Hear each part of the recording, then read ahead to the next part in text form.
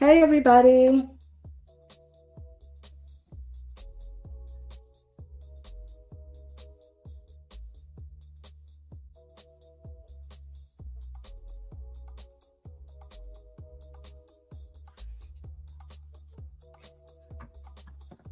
All right. Hey, everybody. Welcome to the stream.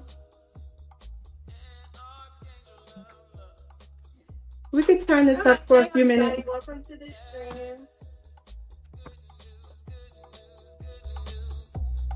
We could turn this up for a few minutes.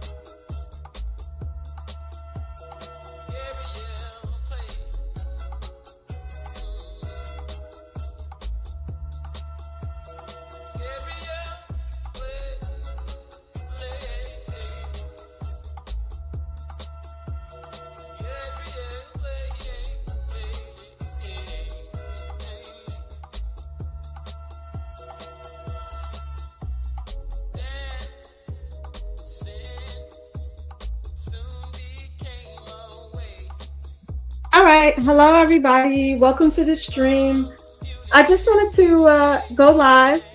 Haven't been live in a while. Just want to shout everybody out. How's everybody doing? I see some familiar faces. Hey, RTGP. Hey, Mula Vision. Hey, The Lighthouse. Welcome to the stream. Hey, Lincoln Clay. Carl, what's going on, Carl? All right, I'm really happy to see everyone. I wanted to go live. I wanted to start streaming again on this channel and having some conversations. I hope everybody can join us for these conversations.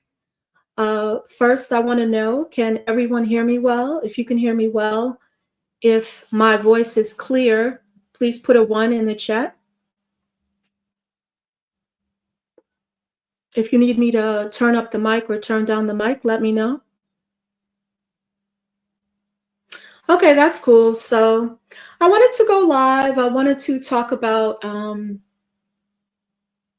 our connections to Europe, Africa, and the Americas. I wanted to do something simple, something happy, positive. I'm glad to see you all back. It's good to talk to all of you again. So I wanted to talk about this topic because I noticed that we are kind of like at a crossroads. A lot of us, our major identities are between the continent of Europe, Africa, and the Americas. And when I say the Americas, I mean indigenous Americans, as well as people from Africa and people from Europe. I think a lot of us feel very connected to those nations in different ways, even though we're broadly American. But I did want to talk about how, there is a little bit of a pull for us to be connected to something greater because there isn't necessarily like a stable identity for us. And I wanted us to think about how we can build that stable identity, that stable foundation on one square, and not kind of be pulled into these different spaces. But I still want to say hi to a few more people. I don't know if I said hi. Amar, hello, welcome to the stream. Yamina or Yamina, welcome to the stream. It's good to see you. Thank you for coming. Um, but yeah, we're very much a unique group of people. Hi, Creative Queen. Thank you for coming to my stream. Welcome. Yeah, I want everybody to feel welcome. Um, and I want us to be able to have like really, fruitful discussions. Yamina. Okay. All right. I'll remember that. Yeah. I want us to have fruitful discussions. I want us to think about the broader identity of being mixed or light skinned in the United States, how that impacts us. We do have those connections to those other countries, right? But yet we are not completely identified with those other countries. Now, this show is going to get a little spicy. I'm being super nice right now, but it will be getting kind of spicy. I just want people to know that um, I do like to start off with a real solid topic, and this is certainly one. For a lot of us, our identity is Black. We don't have a necessarily mixed identity. Some of us may call ourselves multiracial, others of us multi-generationally mixed, biracial, light skinned Black. So there are a variety of identities that we all have. And one of the things that happens with us is people kind of like push us out of these major identity groups. And we're kind of left with like a smaller identity group that isn't very connected. So when you think about these continents, Europe, Africa, the Americas, there really is a sense of cohesiveness when you talk about Europe and the European Union. There really is a sense of cohesiveness within the African community and the various African nations. The Americas is a little bit more shaky. There are a lot of different ethnicities that came to the Americas. There's been a lot of migration, and that impacts how we identify. Hi, Al, long time no see. It's good to see you. It's really good to see you. So yeah, I wanted to come back and start doing lives again. I'm hoping that we can have conversations, and I'm also hoping that we can start elevating our identity and start creating more of a substantial grouping for ourselves. Is really important. The name of my channel, The Future is Golden, had a lot to do with that concept. I thought about the fact that as a group, we really need to have a singular, solid identity that we can all enjoy, have a sense of unity, a sense of solidarity, and really a broader sense of connection instead of, being divided. I was hoping that with the differences between us, we could kind of acknowledge them and start respecting them and respecting the boundaries and start understanding the differences. Recently, I had a really great discussion with someone. This is just going to be pushed to the side a little bit. But recently, I had a really great discussion with someone about the word mulatto. And I probably will never have streams talking about the word mulatto in the title because it is a bit controversial. But I do want to talk about it now. I talked about how the group that is biracial may be overlooking the connection that multi-generationally mixed people have to the word, because some multi-generationally mixed people come from long lines of people who identified as mulatto in the past, and now in the present that group no longer identifies as mulatto.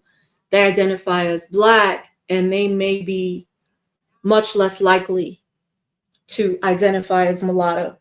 So, when we think about that term, a lot of us would fall into that term. Very fair skinned Black people, uh, people who are mixed race, we will fall into that grouping.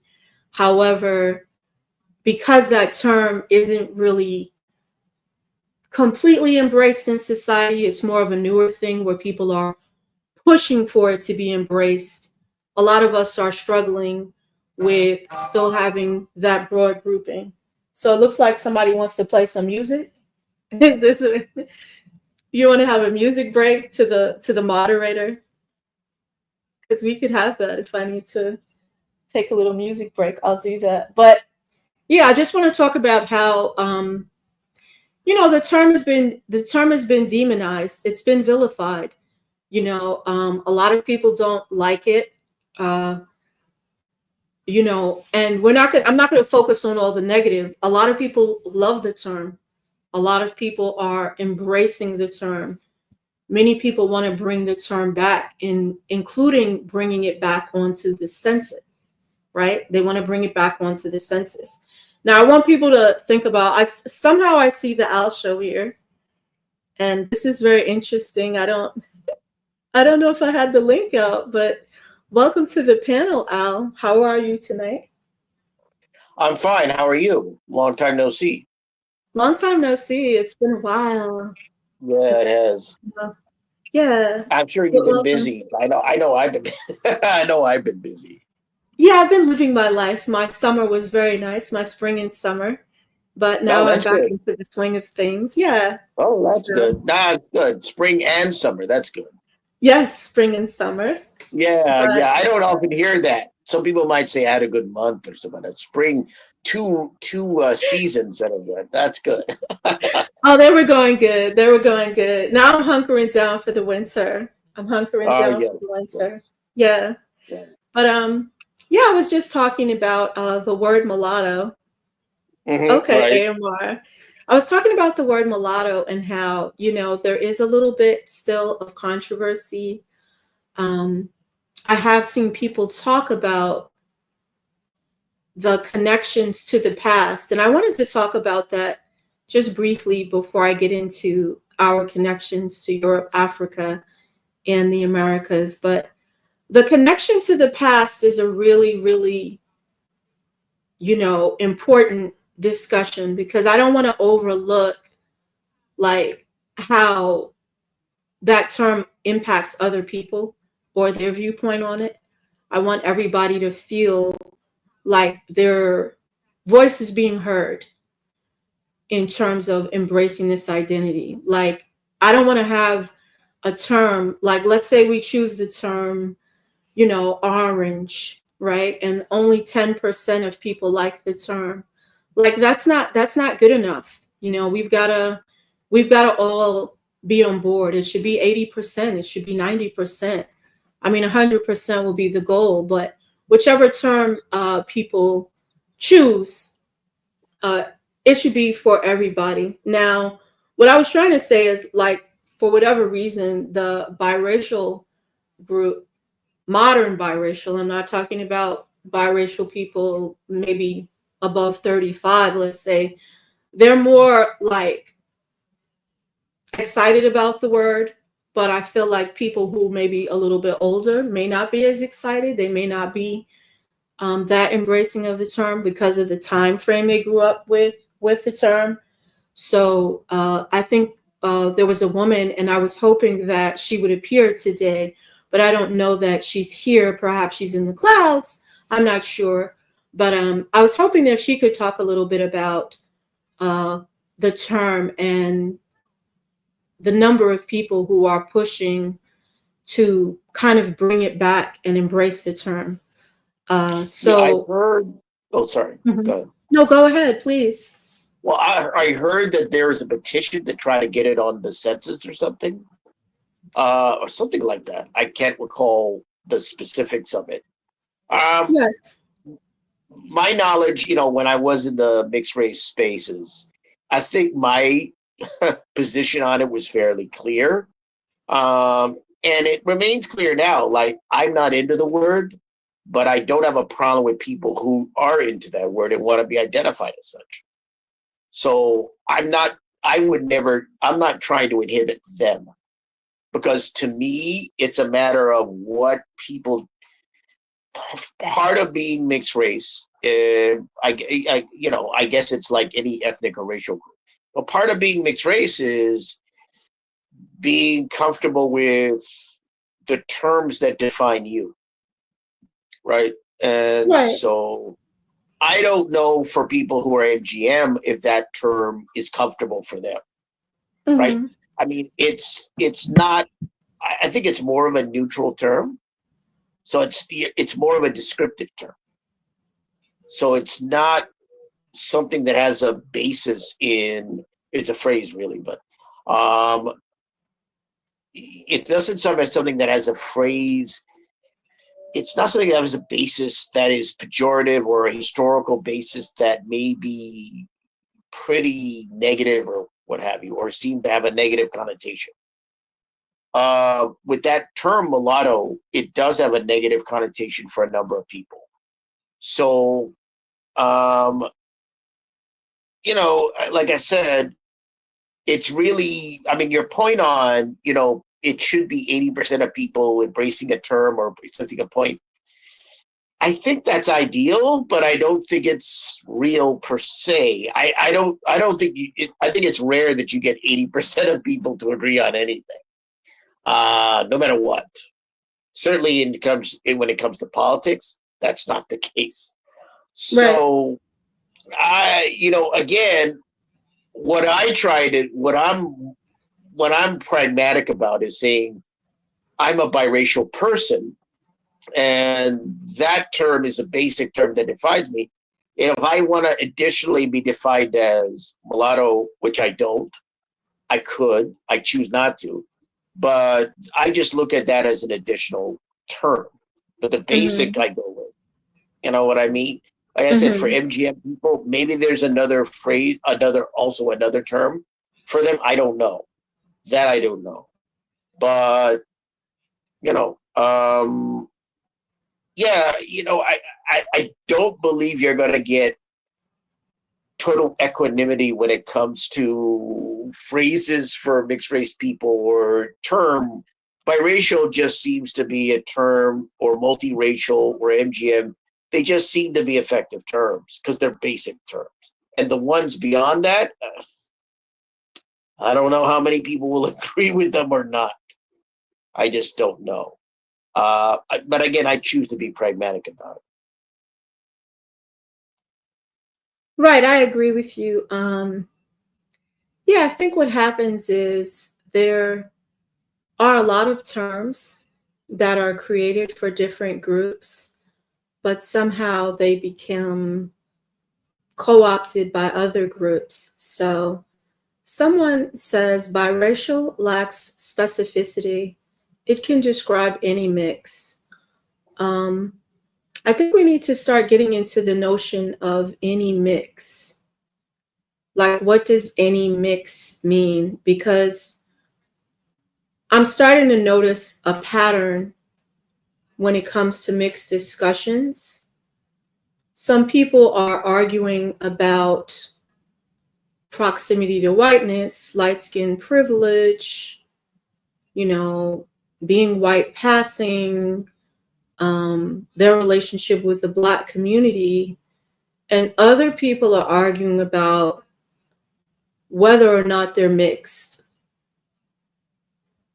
And I feel like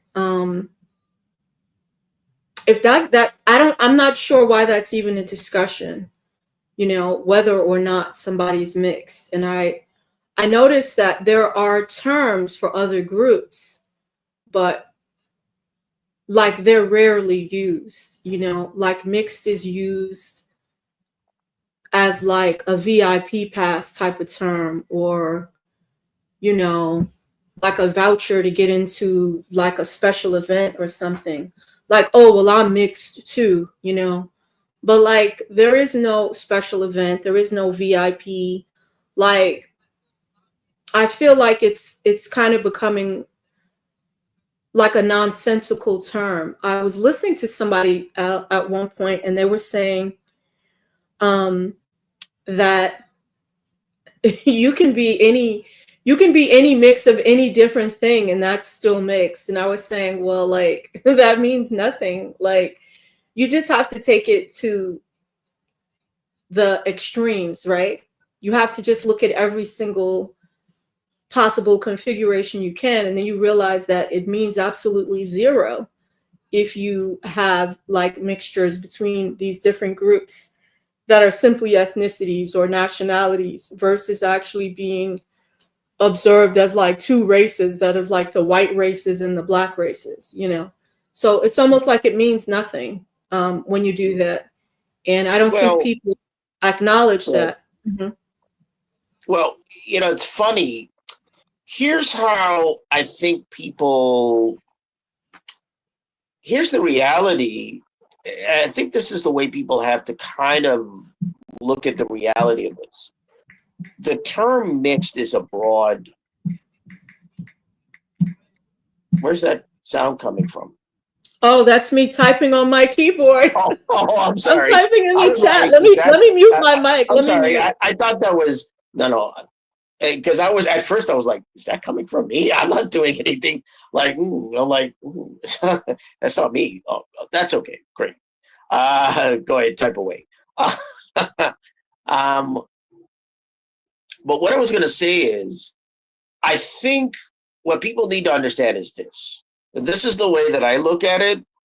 Well, maybe it's because I'm a writer, and that's I look at the term mixed is a broad term. So the way that when I talk about people and talk about this, and I realize it's a bit complex when you're dealing with mixed race people.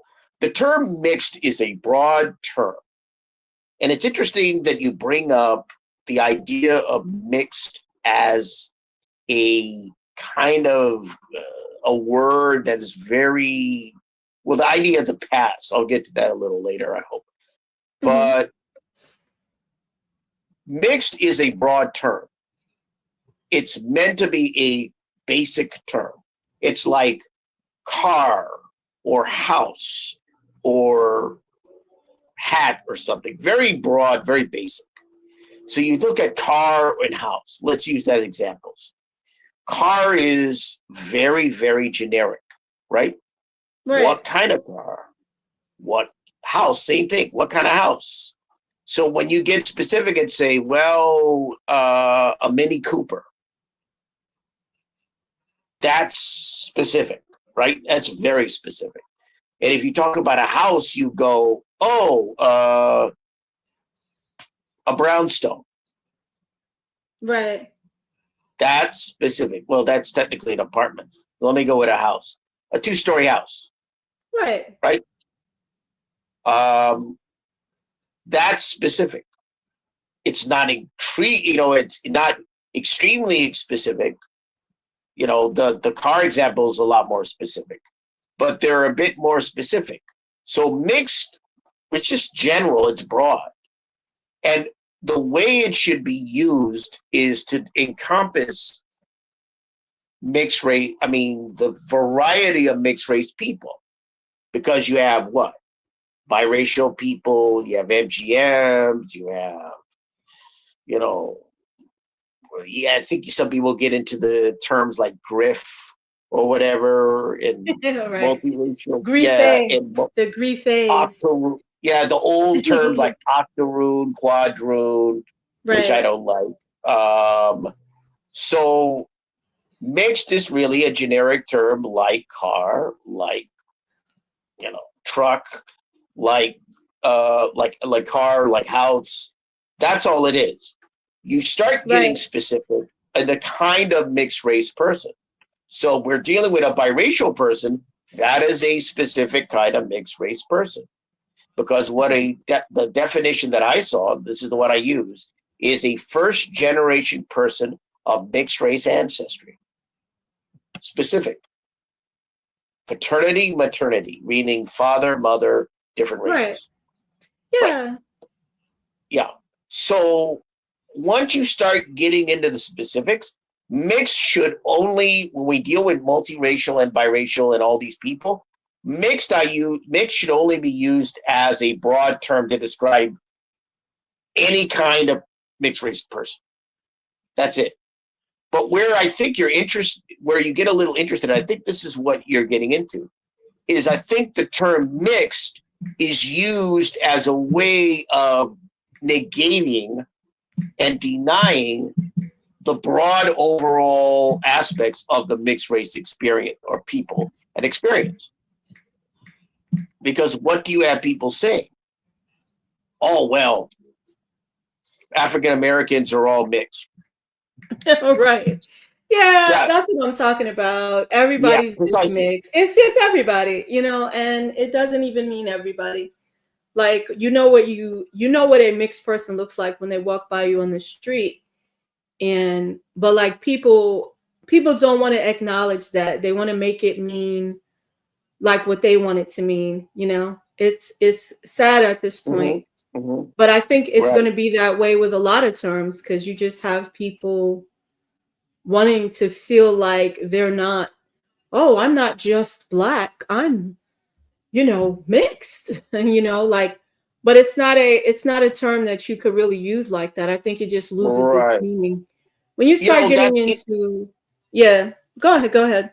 No, no, Hmm. no. I go ahead. Just state that, and then I'll state something because you're No, I getting was me just interested. saying, when you start getting into people who are monoracial, that are claiming that they're mixed, or people on different continents other than the American the American land masses. When you start getting into people on other land masses talking about, oh, I'm mixed, that's when I start feeling like it's just a term that's losing its meaning, because people refuse to stick to the original definitions.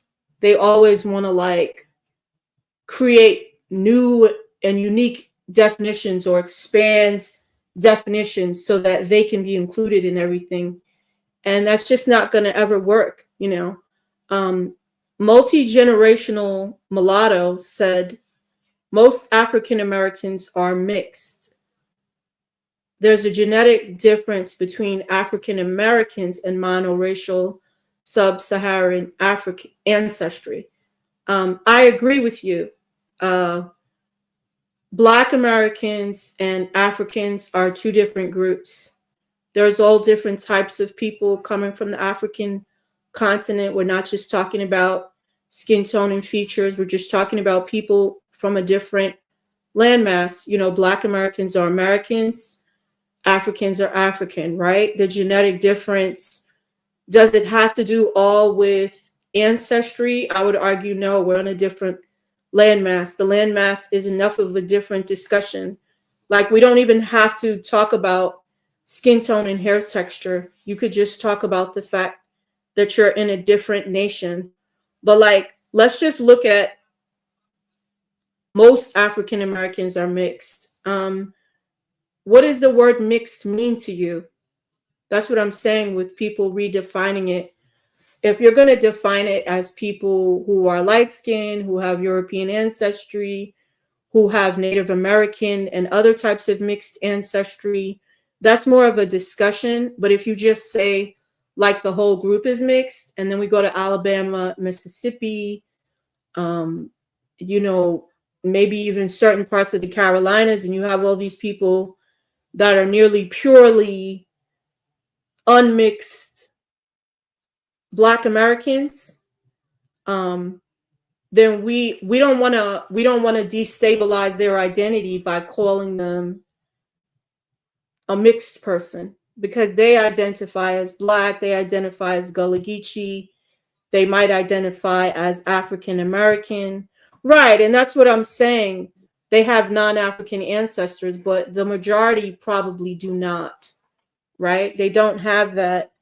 And some of us might be like 75%, 80, 85% Black. So that's just a little bit different than somebody that's 96 or 98% Black. Um, but I just wanted to point that out, because that's becoming something where when you have a group of biracial people in a space, and we know that modern biracials are, 20%, 30%, 40% Black ancestry. Notice I'm using the word Black and not African. 20, 30, 40% Black ancestry. And then you have people who are 80% Black ancestry. Arguably, those are two different groups. You know, if we're going to use mixed for one group, we're not going to use mixed for the other. You know, we're going to have to decide who falls into that mixed group in the middle and who doesn't. Now, who is this masked bandit up on this channel? Oh, this is AMR. But I want to say, yeah, just shout out to anybody that came in. But yeah, like I want to, we need to start getting clear on who exactly is mixed. Because somebody said most Blacks aren't mixed enough to have a mixed phenotype. And the phenotype discussion too, that's another big discussion. You know, there's a lot of people that look mixed that are arguing that they're not. You know, I'm 100% African, but they look mixed. Then you have people that don't look mixed. They're saying, I am mixed, I just look Black, but I happen to be mixed. You know, you just got a lot of different conversations. But I feel like we need to have one clear definition, you know. But I'm gonna let a couple of other people speak. Oh, you know, what do you guys think on these topics? Oh, what's going on, Future? I'll show how you been. Thanks I'm for having fine. me on. Oh, I'm doing pretty good. Yeah, I had some outside, personal issues that happened to me the other day, but I won't go into that right now. But other than that, I'm doing, I'm doing pretty good, hanging in there. And I really did like the discussion, what was brought up and talked about in the first few minutes. Another point is going back to what which one of you said or was talking about in the sense of people using the mixed term, knowing that they're not, and then there's those who do use the mixed term, and it's very authentic. And I think those are the ones that do use the mixed term, and they use it blindly, tend to be the ones that are like making a mockery, not only out of the term, but also the people who legitimately are. And Yeah, that's how I feel. Like and, and even they don't respect our identities, so they want to yes, make mixed. Well, that is a part of it. That is a Mhm. part of it. So AMR's point is a part of what happens in the mixed discussion yes, because of the history of mixed race people, not just biracial, but mixed race people in general in the US. If we're talking about Black, white, to get specific, Black, white, biracial, multiracial, and the MGM. If we look at that, what's happened is, like I said, 100 years because of Jim Crow segregation and the Plessy v. Ferguson decision of the Supreme Court, and later on, 1924 Racial Integrity Act. I guess it's 100 years of that.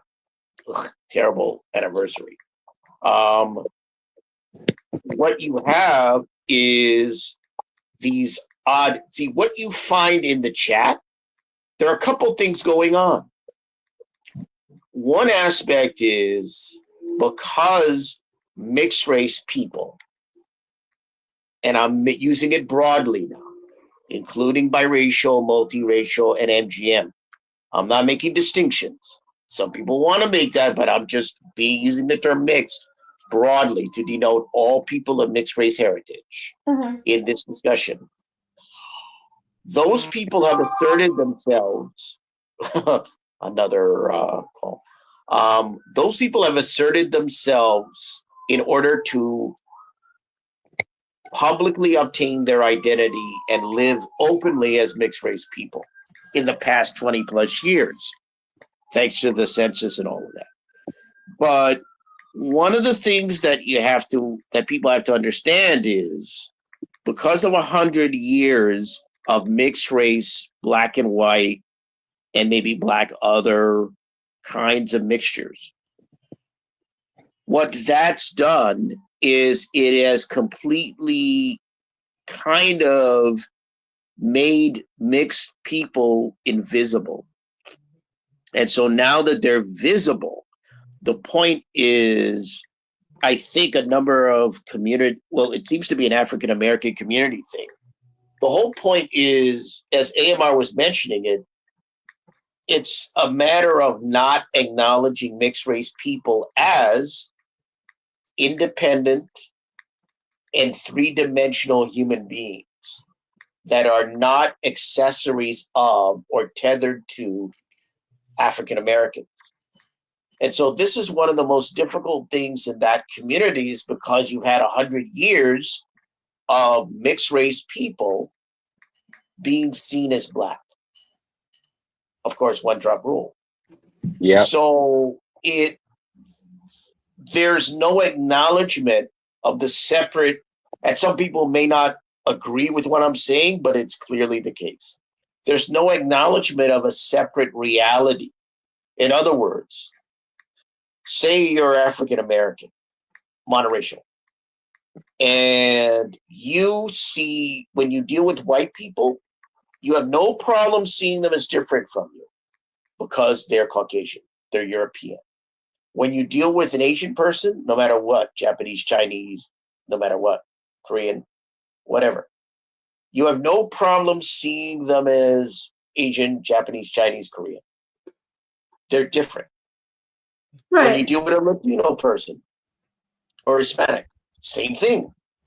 We're dealing with a let's just say a white Latino, to be specific.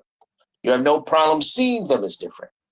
But when you deal with a biracial person, when you deal with a multiracial person, maybe a grant for someone down a later generation, or even an NGM, there is no acknowledgement that they are different, that they are separate, in the sense just as those types of people would be, right? That's where the problems lie in regards to African Americans and biracial, multiracial MGM people. They do not see us as different. They know we're different. They are aware we're different, but they cannot bring themselves intellectually, emotionally, mentally, or otherwise to see us as different, even though it doesn't make any logical or rational sense. See, and that's where and so that's one aspect of the mixed aspect, because what is happening within the African American communities is an effort to take mixed and make it a part of that community. In other words, the idea of, what do you hear in terms of the arguments? Just like the guy in the chat. Oh, Black people are mixed. All of us, meaning African Americans, are mixed people. That's untrue on its face, because you have, as was noted here, you have people in parts of the US that have retained high amounts of African ancestry. So if they were to take a DNA test, guess what they would be? Probably 95 to or close to 100% African, of whatever ethnic background or tribal background. Right? So, right. And so that's one part of the mixed thing, is an effort to incorporate mixed, because the feeling has been with African Americans that you hear this with some African Americans, some Black people. They will say, oh, we embrace mixed race people. Oh, we treat them well. We do that. The problem is that you don't treat them as people. You treat them as Black people, and they're not. See, you see them as an accessory, an ancillary to monoracial people of African ancestry. And that's the issue. See, that's the tricky part that people don't want to get into, because it's uncomfortable. Because they think they're doing, and I understand, a lot of people are conditioned and socialized. That's why I said, in Black communities, they're conditioned and socialized. So when you say, oh, I'm biracial, they see it as an insult, because historically, biracial people and multiracial people and mixed people in general have been really forced, but they've been a part of that community in some way. Not always, but largely. Right. So they think they're doing the right thing because they don't know any better. See, I've tried to kind of make people understand. That's my take. That's been my observation. I think a lot of African Americans don't know any better. And they assume, oh, well, you've been embraced, you've been this. Yeah, but you don't see us as separate people. You don't see us as different. You know, yeah, some mixed race people have been embraced. Some mixed race people have been treated fairly well. Not all. Well, you don't need to go into that because that's a whole other discussion. But we have to get back to our separate humanity and being seen just like you see a Caucasian, like you see an Asian person, like you see a Latino person. That's, and this is what I would say to mixed race people, but biracial, multiracial, MGM. That's how we have to explain it and approach it to African Americans. We want to do it in a way where they don't feel insulted, where they don't feel like, oh, you know, you're trying to put us down or you're trying to do this. No, no, no. What we're trying to tell you is we're trying to get back to our historical essence. We're trying to get back to being the people that we were in American society. We're trying to get back to having our own community and being our own people. And that was denied us because of racism and discrimination. Mm-hmm. We don't blame them for not knowing that because that's not a knowledge that a lot of mixed race people know. I didn't know it. I had to learn it. Right. You know what I mean? So that's one aspect of the mixed aspect. The other aspect is that there are some people, I think this is true in other ethnicities and races too, with monoracial people, Right. that they want to be, that they don't want to be monoracial. They want to be something different. Yeah. And that's a different, and that gets really tricky. But As it's you get not, into the I feel whole- like that's like almost the whole group though. See, that's what the real problem is. The real problem is they know that you're different. They don't like the fact that you're different. And they feel like the way that you are, they like you and the way that you are more than they like how they are, right? So what happens is, you know, they're always going to have like this jealousy, this anger. And, you know, of course, they're going to say, oh, I'm not jealous. Oh, I always embrace mixed people. When were they not embraced? They're like family. We come in all shades. We're all mixed. You know, they're going to do the whole spiel. But like you're going to see like clear evidence all the time of them not actually really feeling that way. So I had like a little short that I put up. I thought it was interesting. It was like Wendy Williams and Naomi Campbell. This is just an aside. It was Wendy Williams and Naomi Campbell. And there was this model. The model was clearly mixed. She was like a golden skin, like a light golden caramel skin tone, you know, very mixed features. You know, she really didn't have like black features per se. Silky looking hair, maybe 3A hair texture. You know, she really looked racially ambiguous.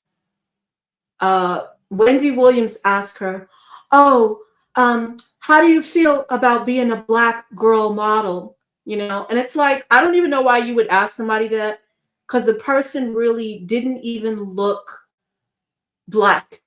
Like not by my standards anyway, because where I grew up, you know, there's a lot of people from all over the world. So, you know, that's not going to readily come to mind as black, right? So, you know, they try to, you know, gaslight her with, you know, how do you feel about being a black girl model? And the woman says, well, I don't really view myself that way. I see myself as international. And I think she said that because, again, there's a lot of people around the world that are like a light tan skin tone.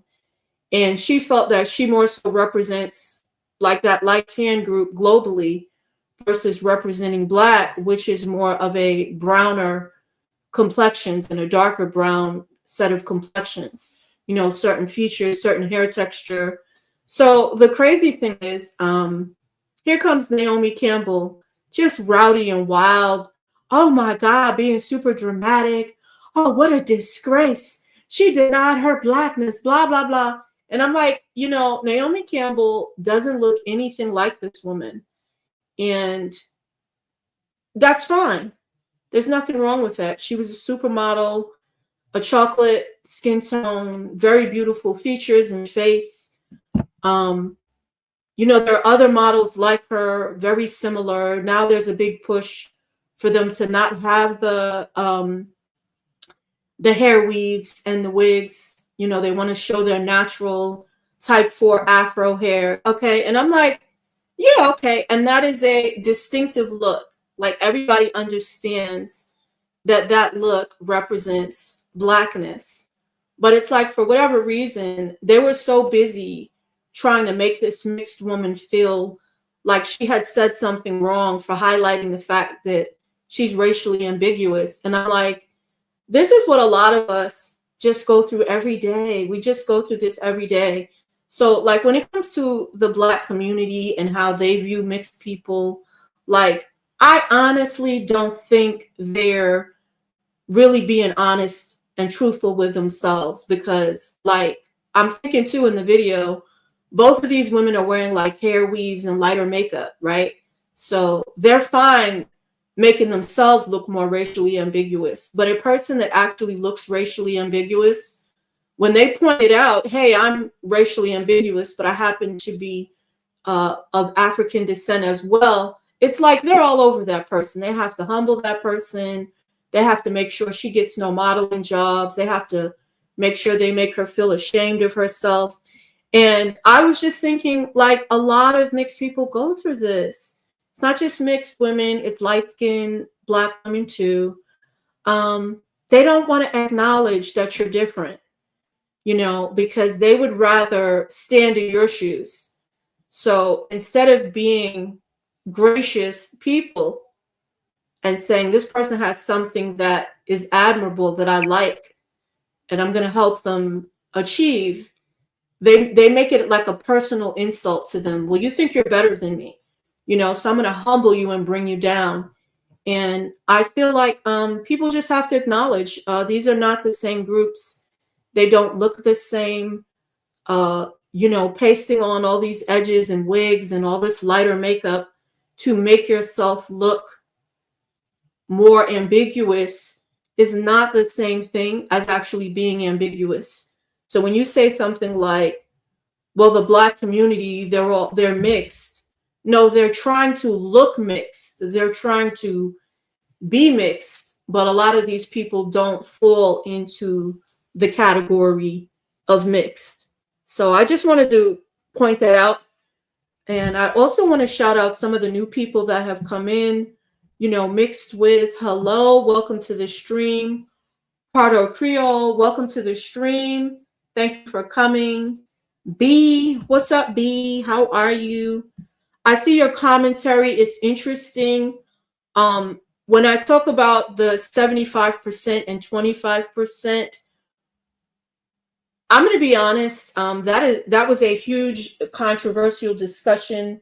Many people were offended. I really didn't even know how to tackle that discussion, because certainly my goal is not to alienate people. I do want to create an inclusive space, but I also think that boundaries have to be respected. So 75% was not a cutoff historically. And I feel that that was a misinformation campaign started on another channel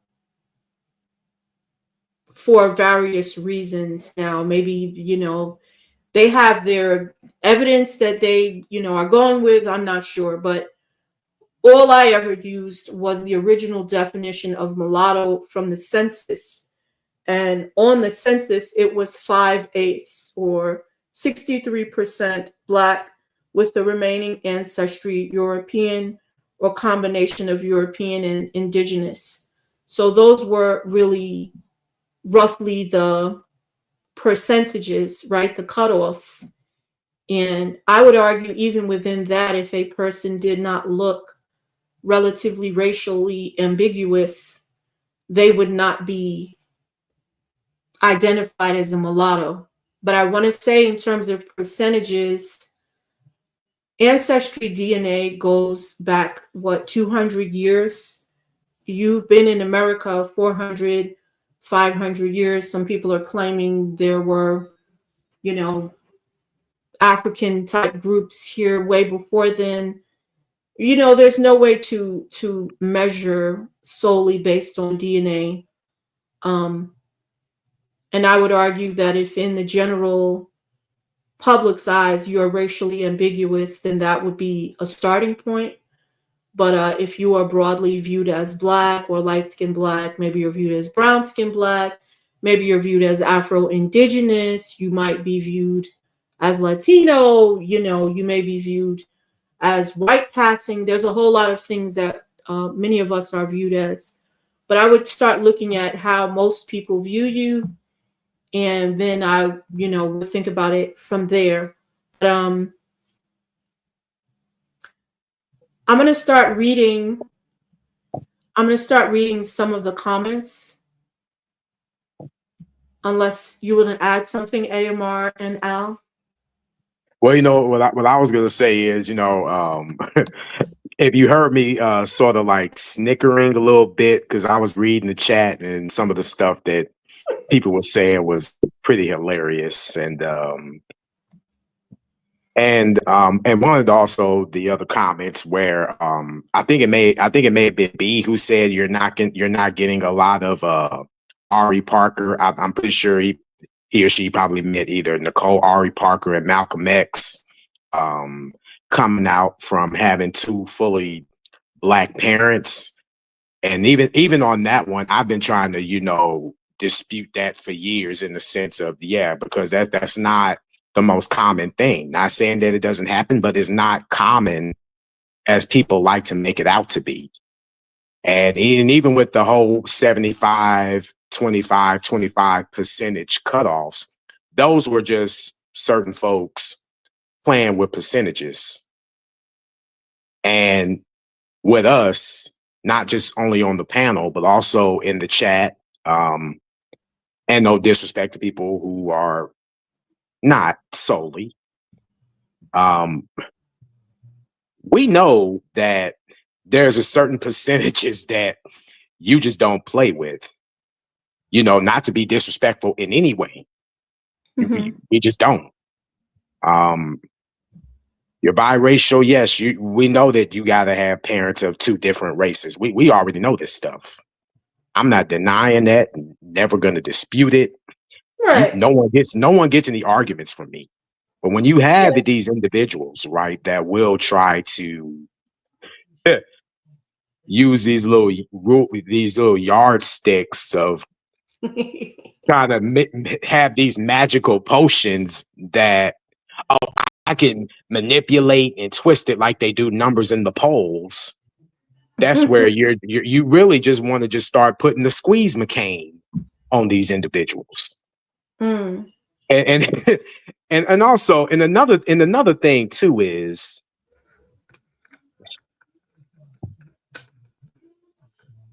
it again, and I saw that, yeah, talking about that clip that I you know, right before you went live, I had a chance to look at it, and I was gonna also attack it from the standpoint is, well, I don't really think she meant it in the sense Wendy Williams or Naomi Campbell took it. No, they were being hateful. Yeah. Whether that's what she is or isn't, I think she also meant that, well, I'm not going to let it, you know, define who I am on the negative standpoint, Mm-hmm. and not wear it on my shoulder whenever I get, no matter what roadblocks or barricades they may or odds that may come my way, I'm going to redefine it. I'm going to jump over the hurdles and do what I do regardless, if that makes sense. And it does become a little bit a bit too much, too troubling, even for people like myself or even yourself or even Al. You're always going to have people that are going to be wanting to pull these or play these little tug of war games. No, come over here. No, you come over here. It's like you're being pulled from a multitude of angles. I'm like, I'm sorry, I'm not gonna catch anyone. I'm not gonna really catch any monoracial folk, even if it's like a small percentage.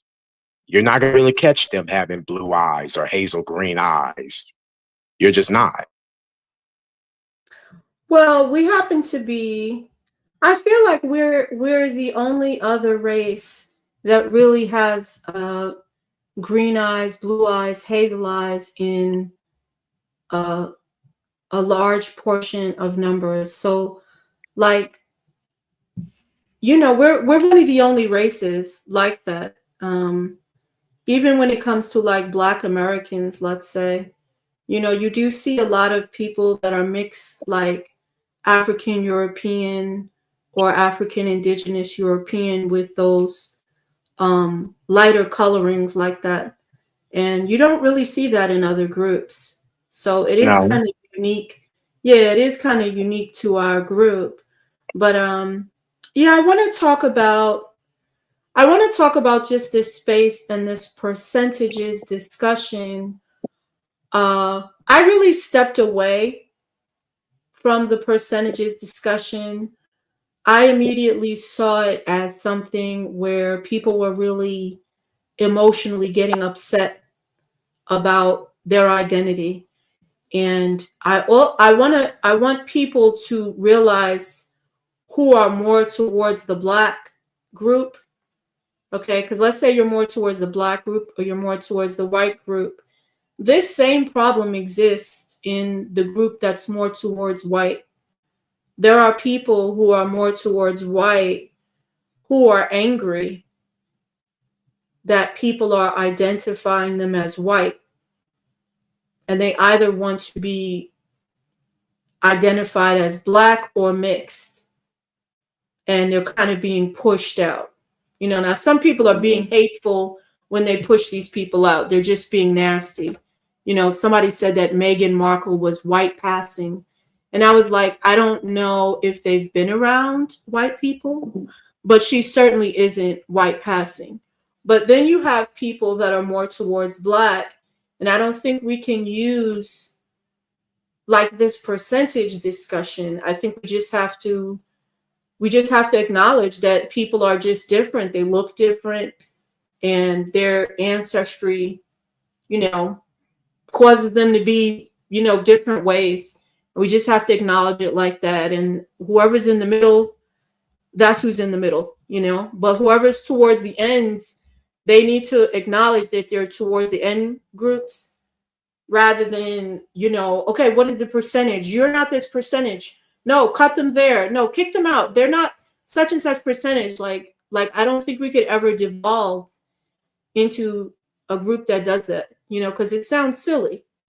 And I feel like people maybe need to acknowledge to themselves where they stand. That's what I'm saying. It's hard. But when I came into the space, I tried to acknowledge where I stood. And that's actually why my channel was for multi-generationally mixed people and not just like a biracial channel. Like, I said, I'm not biracial. I don't want to measure myself by that identity. I want to carve my own path. Mm-hmm. Well, that's why I stated earlier, Mm-hmm. mixed is a broad term that encompasses all people of some mixture, racial mixture. Right. And it's meant to be used that way. It's not meant to be used to say, I'm monoracial, but I've got 5% ancestry, so therefore I'm mixed. No. That's not the way it's meant. It's meant to encompass the range of mixed race people, from MGM to multiracial and Griff or others to biracial. That's what it's meant to be. And personally, this is just my personal view. I don't understand those sort of white adjacent looking mixed race people who are so bent on being seen as Black people. Again, that's part of the disconnect I have as a biracial person. To be specific, and overall as a mixed race person, toward what I call the wannabes. I just I just don't get that. Like I've had some people call me white, and I didn't get upset. I didn't get mad. I was like, okay, if that's the way you want to see me, fine. It's not true, but I'm not offended. You know, that's a part of what I am, and it doesn't anger me, right? But again, I don't have the experience that, say, someone being born in a or raised in a Black community would have. And so it's Right. different for me. And there it's a matter of, so that's why I say it's very difficult on the biracial side, because I know you're MGM. But for those of us who are biracial, it's something that sometimes we talk to people about, and we have to acknowledge that some of us who are biracial, some of them grew up in African American neighborhoods and Communities, communities, right. and they have Yeah. a very strong identification with that, Mhm. and you can understand that. But again, this is where you try to be sensitive. But I'm a realist and I'm a pragmatist, and I know how harsh and cruel and sometimes nasty race and racism are in the United States. It's not fair, and it never will be. But one of the things that I try to tell them is, look, it's like somebody told me on a mixed race group on social media once. He said, there will come a time when Black people will tell you you're not Black. And with these biracial people, one of the things I try to warn them about is, at a couple times or a few times I've done it, is what I call the biracial wake-up call. I don't know if there's an MGM wake-up call or anything like that, but Oh, there is. there is. Okay. Because I know there's some people that are MGM and they're very proud of that. They're very proud. I know a guy on a mixed race group, and he's very proud to be MGM. He's a lot of pride in that. I think he's written like a couple books or something like that. But we tried to. I've tried to get across. It's very hard to fit in as a biracial person in a monoracial environment. As a monoracial person, it's very hard. It may be easier if you're MGM, because I know a number of MGMs that may see themselves as monoracial, and there are those who don't. So it may be easier for them, slightly easier. I don't know. That's an area I can't speak for. Well, But let's one of the talk things. about. Right. Okay. No, go ahead. I was going to say, but that's one of the things that I've tried to make clear to biracial people. Is on my side of the fence. It's like, I just see, again, I have it easy because I don't come from African American communities. So Right. I'm looking at it and I'm going, especially nowadays with the way a lot of Black people are, they want to make a very clear distinction between themselves and mixed race people. And I don't have a problem with that, because I think they have every right to do that. They have a right to gatekeep, but the way they go about it may not be the best way. Like, if it's harsh and cruel, I don't agree with that. But they have every right to do that because it's their community, right? But I try to do want to interject something, because I think that you said a couple of things that there's always going to be trolls, and one of the things trolls like to do is trolls like to say that they're MGM and then use that MGM square to argue with biracial people. And I don't believe that argument really exists as an MGM. I just want to say that the biracial people, any biracial person who's met multi-generationally mixed people, who are actually multi-generationally mixed, I don't think there's ever been a question to them about these people being mixed race. I think that the arguments come online when people claim that identity as a way to, attack biracial people, and I don't agree with that. I've seen a couple of people doing it. There's different reasons for it. I don't even want to talk about the whole Black identified thing. Anybody can be Black identified if they grow up in the Black community. Anybody can be white identified if they grow up in the white community. It doesn't have anything to do with your race. But I do think with some of these people claiming MGM, because people always try to define and redefine what mixed is. You see what I mean? They're always trying to redefine everything. That's why, everybody's always arguing, because they want to raise the bar, lower the bar, raise the bar, lower the bar. We have to stick to one specific definition, and when you have a solid definition, that should alleviate some of these discussions, because there's no reason for the discussions to be pushed forward by people who would be mistaken as Black or mistaken as white. And I think you can understand what I'm trying to say, Al. Like, this is what's happening. We're having people who look monoracial, who are, spearheading these discussions a lot. Their viewpoint is not, to me, it's not welcome. You have a monoracial space. This is not a grab bag or, a business venture. This is people's identity. We don't want people trying to expand. Oh, MGM could mean anything.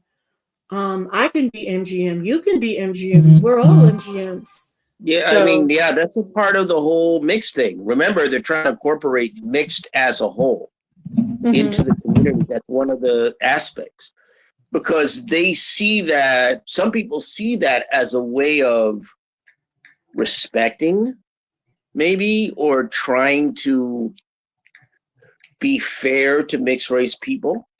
But you're not being fair to us, because we don't see, because we're ultimately not fully a part of that.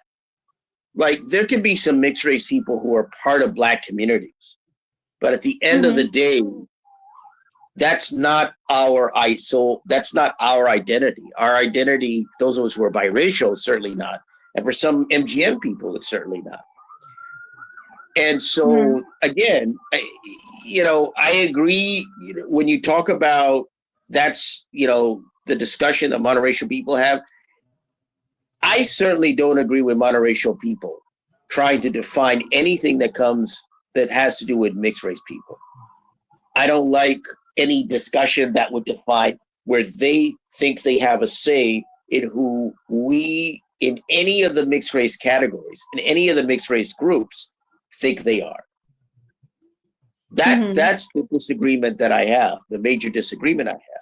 It's like, I'm biracial. You don't get to determine who I am and what I am. People like me get to do that. And it's and that's why also I've made it clear, I don't speak for the MGMs and even all other multiracial people. I don't do that. I'm a biracial person. I try to speak as a biracial person. I may talk a little about other mixed race people, but I don't want to get into that experience because it's a different experience. Go ahead. Well, you immediately were respectful when I brought that discussion up, and it really isn't multi-generationally mixed. It's just mixed. Multi-generationally is something added on to help people be more understanding, but the conversation is really mixed versus biracial in some ways, because the biracial experience is going to be different if you have parents coming from two separate ethnicities versus if you have two mixed parents who are coming from long lineages of mixed people. It's just going to be two different experiences, Right.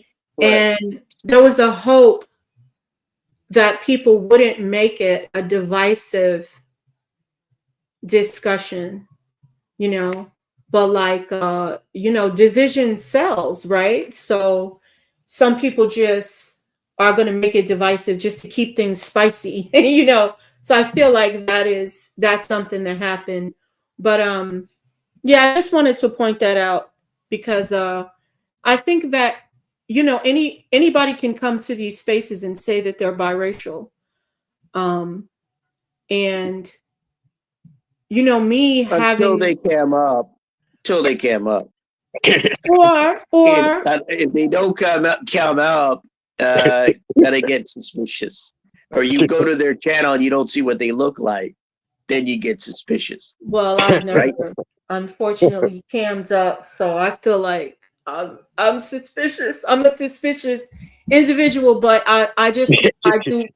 Yes, I'm very, very suspicious. But I'm just saying, like, with these two groups, we just I wanted to have respect for the biracial experience specifically because I think it's a very unique one in the United States. And I just feel like, people kind of made a mockery of the fact that I was trying to be respectful, and I just want to make it clear that I don't, appreciate those particular individuals who shall remain nameless. Okay, because I'm not shouting these people Yeah, out. I think I have an idea who you might have in mind. I think But so. again, like I said, they like to keep it spicy, right? Everybody wanted to keep it Like I spicy. never understood that whole thing. Like I just thought, okay, MGMs are different. They're not the same as biracials. So what? I'm like they're it never I couldn't understand what the big deal was. When I was in the mixed race spaces, I never understood what some people's gripes were. Like It's not a what's your deal. It's not a. problem with it? Well, this woman. Sometimes some people don't agree on who is really MGM, and I think that's Mhm. what happens with biracial people. And again, most biracial people are less than 50% Black. So when you start talking about people who are 30 and 40% Black versus somebody 80%, that's when you see that this discussion isn't working out, right? Because like now you really got two different groups of people. They're not the same. And if you're an MGM, and I'm not saying 80% is mixed race, because I would argue that that isn't mixed, but it's very hard to definitively prove someone's percentages. How do we know what their real percentages are? Like, that's just very, that's it to me, it's just difficult.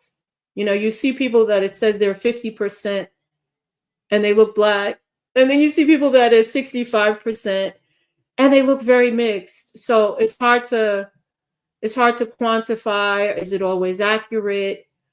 You know, what countries, when they came from those countries, what type of people were they really? We don't know that. So like I don't want to do the percentages. I want to go by um like who these people's families were, because I think that's probably a more poignant discussion. And if it came Right. from a long line of mostly Black people, then that can be something where they can reflect and say, okay, well, I am a Black person as opposed to a mixed person because I Well, have one historically, that's the mixed way it's person. been. It's based on, your paternal lineage and your maternal lineage, your ancestry and you know, your ancestors. That's Mm-hmm. historically what it's been. It's more recently been percentages because of the advances in DNA and DNA testing that's occurred. But historically, yeah, it's been family. You come from this family and that's your family tree and that's the aspect, You're right. that's it. I mean, so this is more modern, or should I say post-modern. And the whole Right. percentage thing to me, I keep it pretty, my view is always simple. If you're like, once you get, in terms of what your African lineage or ancestry is, once you get past, like I say, 70 to 75%, I think it's a safe bet that you're largely African American. Now, Right. you could argue that you're African American with a degree of ancestry some degree of ancestry from other people, but that's largely what you are, right? And so Mhm. again, I if the ancestry with the percentage game, it's always high 70s, 80s to me. That's the way I do it. Anything below that, you know, I can But be rather liberal with. But I mean, it's pretty simple for me. That's the way I look at it. But yeah, I think it's safer to deal with family, parent, because that's, you know, yeah, yeah, that's it. I think rather than getting ancestry DNA tests and trying to decipher or 23andMe's and trying to decipher, okay, do I have the winning lotto ticket type of mentality? Like that's not what being mixed is, you know. Um, I wish people didn't look at it that way, you know, but I understand. But I also think that it's also not fair to mix people. It shouldn't be like our responsibility or my responsibility, let's say, to let other people know who they are and aren't, or if they fit, you know, or if they qualify. Like, I think that's when most people start getting uncomfortable. I would argue a lot of biracial people get uncomfortable. They quickly leave, right? They hear MGM, they're like, oh no, I don't want to have anything to do with that discussion. They leave because it feels uncomfortable to try to validate somebody into an identity, you know? Like, why do you need to validate them? Why don't they know? You know, why are you in this position of power to provide validation?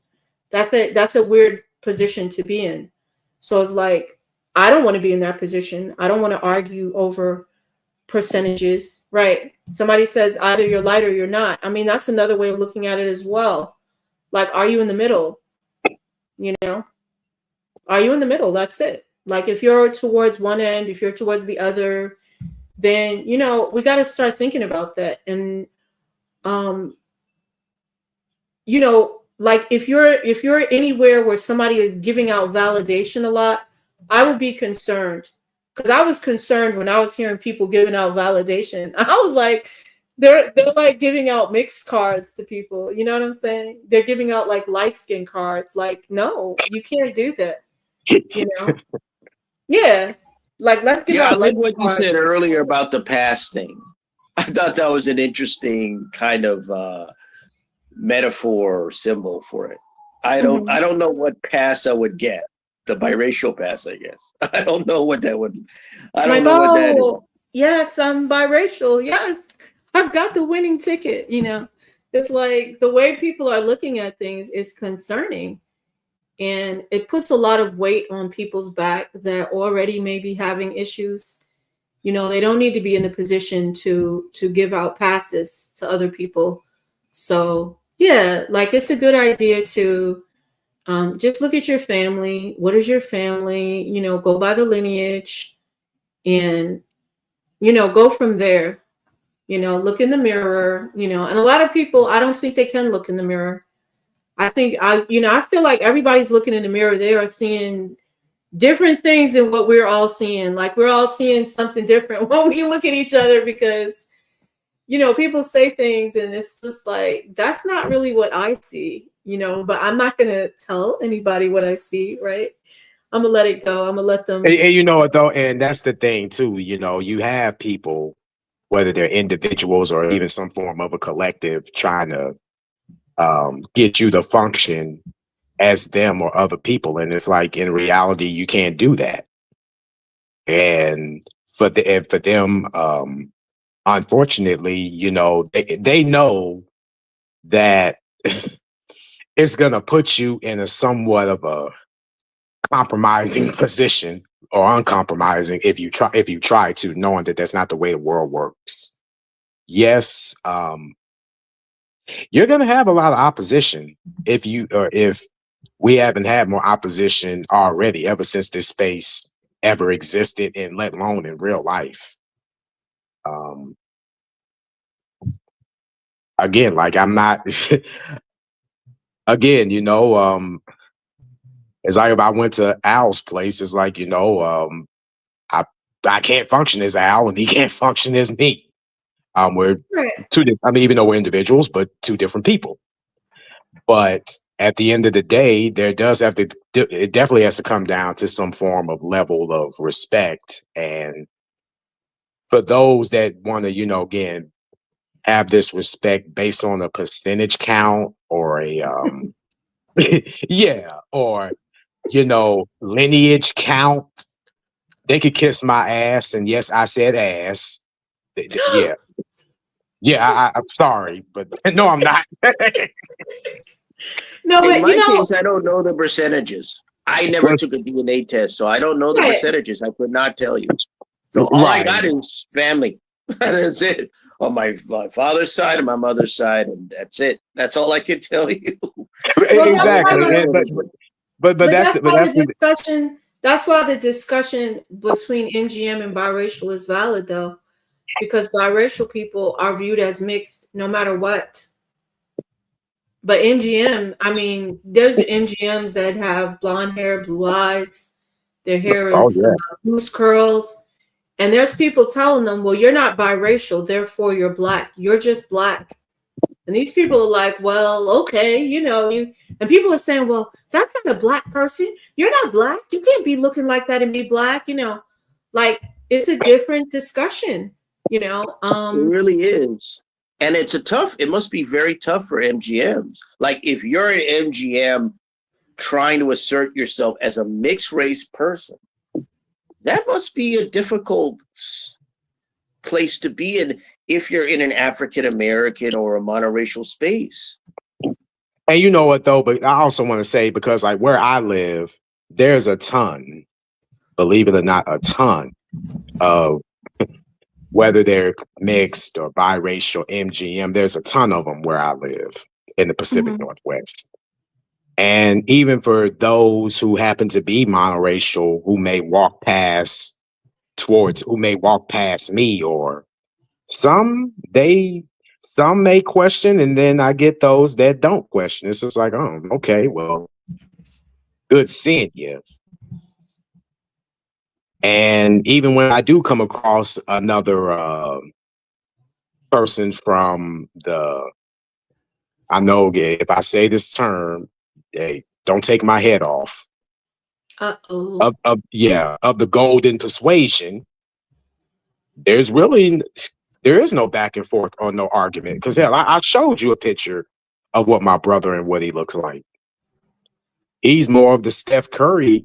He's more of a Steph Curry, Klay Thompson complexion versus me. I'm sort of in that middle, in that mid range, but I do lean more towards the lighter area. Right. And at the end of the day, nobody's really coming up to us on a regular basis, being like, "Oh, y'all just a couple of just only black people, blah blah blah." No, Right. You're not viewed as black the majority of the time. There's a lot of people that view you as mixed or biracial. But somebody said that just peeking in the chat, somebody said that the Hodge twins call themselves biracial, but they have two mulatto parents. And I think I saw a clip where the Hodge twins were talking about how they're kind of like mixed, but they don't really know what to call themselves. And Sage Steele was saying, you guys can call yourselves biracial. And She's so wrong. She's wrong. She's wrong. She's absolutely wrong. you don't agree Biracial with is specific. Yeah, biracial is specific, and Sage Steele would know that. It's father, mother, it's first generation. You have to have a father and mother to be biracial. That's generally been the accepted definition. So if you have two biracial or two mixed race parents, like I think the term griff is there, but the easiest term that you can apply for somebody who has two mixed parents is you're multiracial. Oh because yeah, that's a most broad definitely. term. I would Yeah. definitely apply that to Yeah. them. I would apply that term to Yep. them, you know, on the actual. I was like, well, y'all would basically would benefit being multiracial Right. than the other racial category. And I Yeah. mean that respectfully. Yeah. Yeah. That's why that's a good term to use for people who are mixed race, but not quite, but not biracial, right? You know, when you get into the subsequent generations, right? Because they're definitely mixed. So they can go and say they're mixed. That's no problem. But multiracial, I would say that's an easier way to go. Like, but Sage Steele should know better. I mean, supposedly she's somebody who says she's for being biracial and so forth, but I don't know. She sounds a little confused at Well, times to me. I've heard people do that. They want to have one term for all people who are black, white, mixed. They don't like the term mixed. You know, some of them don't like the term mixed, so they want everybody to call themselves biracial, whether they have a black and white parent or not. Um, a lot of people just call everybody mixed. You know, then you have people that want to call everybody mulatto. And of course, there's people that want to call all of these groups light skinned. But my thing with using biracial that way is what you're saying, Al. Biracial is not just how people look, but also a specific experience. So without that experience, a lot of the definition is lost.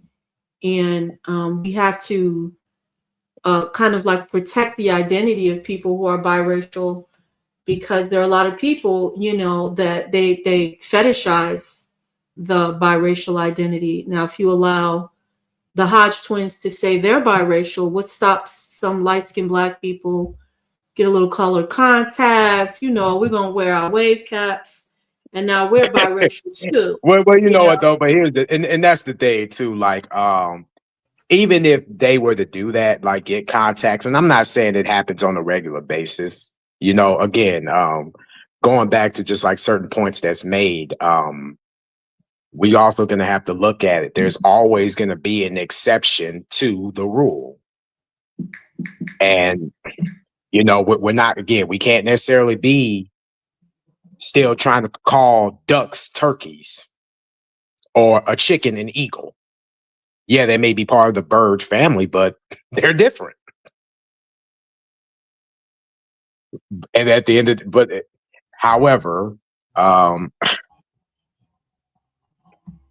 it still really becomes taboo at the end of the day.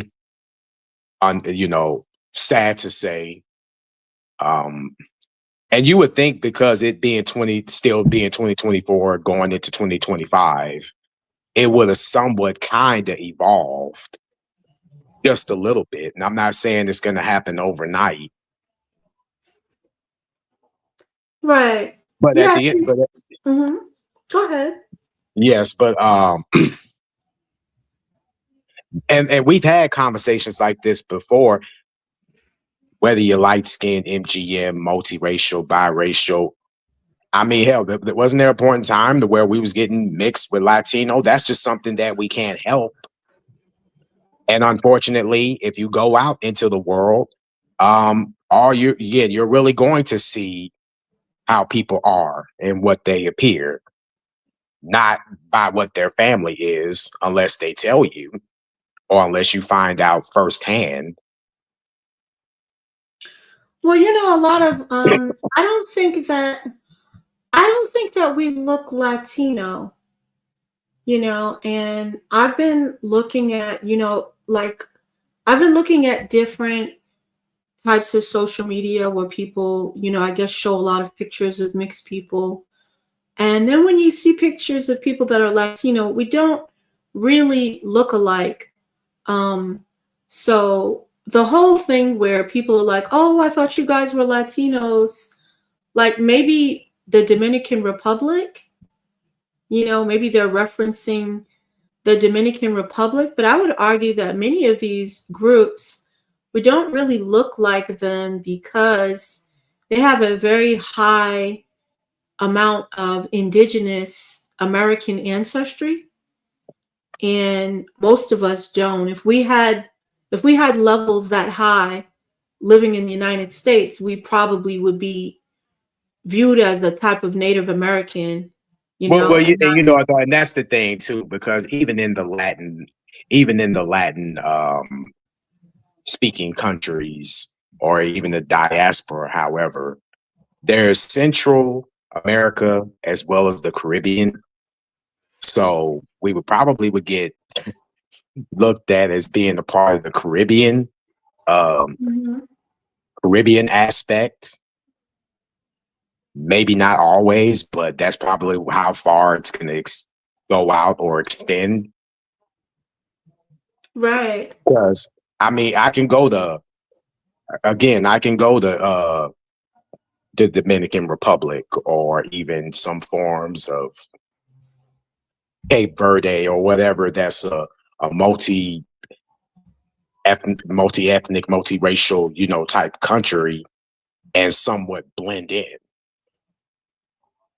Now, yes, I don't know the language. Probably wouldn't take me a lot. Probably wouldn't take me too much to learn it either. Hmm. But again, like, and even when you have these groups, whether they are Dominican, Puerto Rican, Hmm. even Creoles or Melungeons, or am I forgetting one? Oh, come on, some form of Gullah Geechees. It's easy for those to probably for someone to say, "Oh, well, we're going to put those in the categorize them as black," but they're still their own group. I mean, did you not see Jay-Z and Beyonce's daughters? I mean, Yeah. yeah, they may, yeah. I'm like, yeah. Jay-Z may be their dad, but at the end of the day, they took after their mother. Right. They have a lot of the appearance of Beyonce's family. It is interesting. It's very interesting. But what was I going to say? I'm looking at some of these questions in the chat. I like to take it back to the chat. I want to say hello to some people that came in a little later too. I saw Just Chilling in here.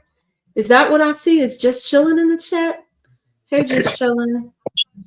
Is that him? No, just kidding.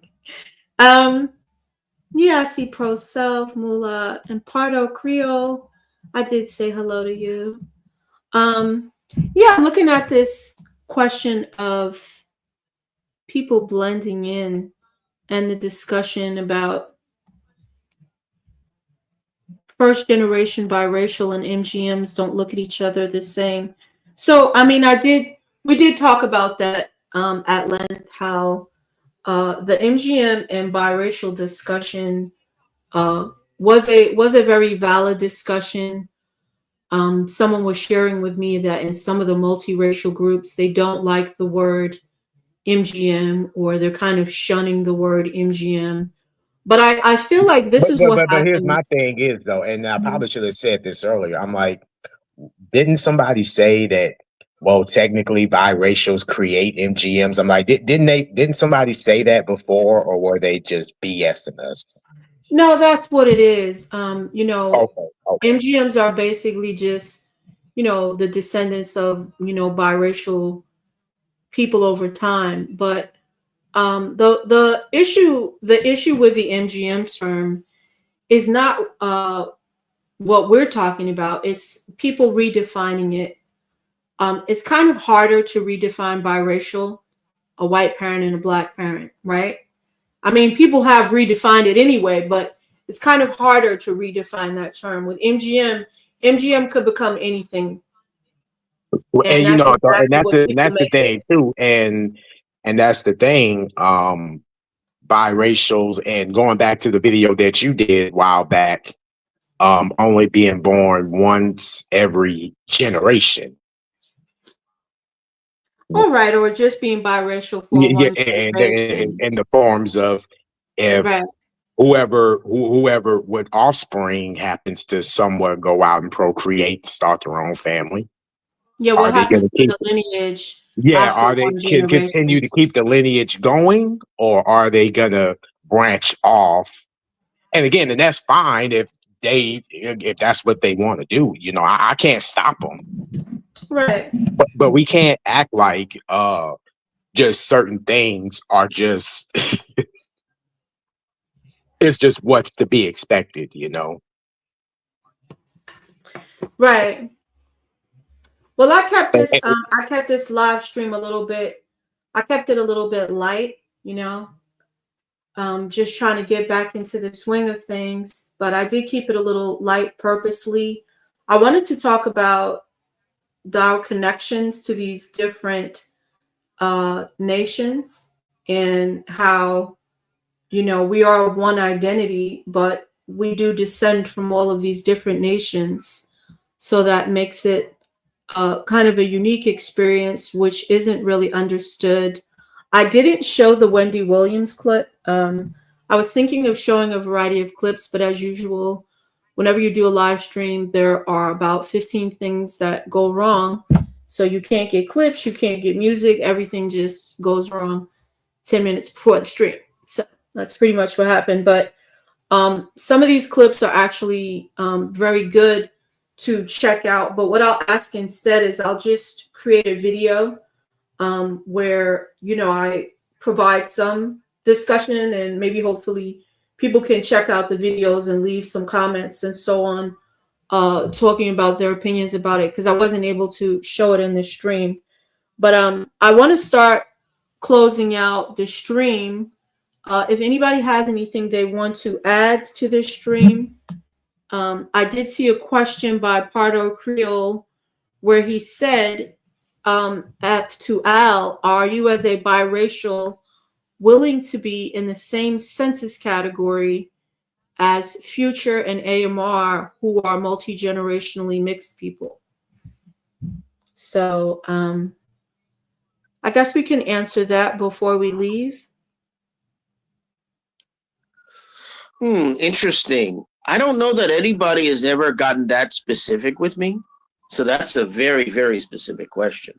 I have to be honest, I've never given it any thought. I've never given it any thought. I can't recall the last time that I had to deal with the censors, but you know, obviously I went with the mixed race option thing. Um, hmm. Well, some parts of the United States have multiracial.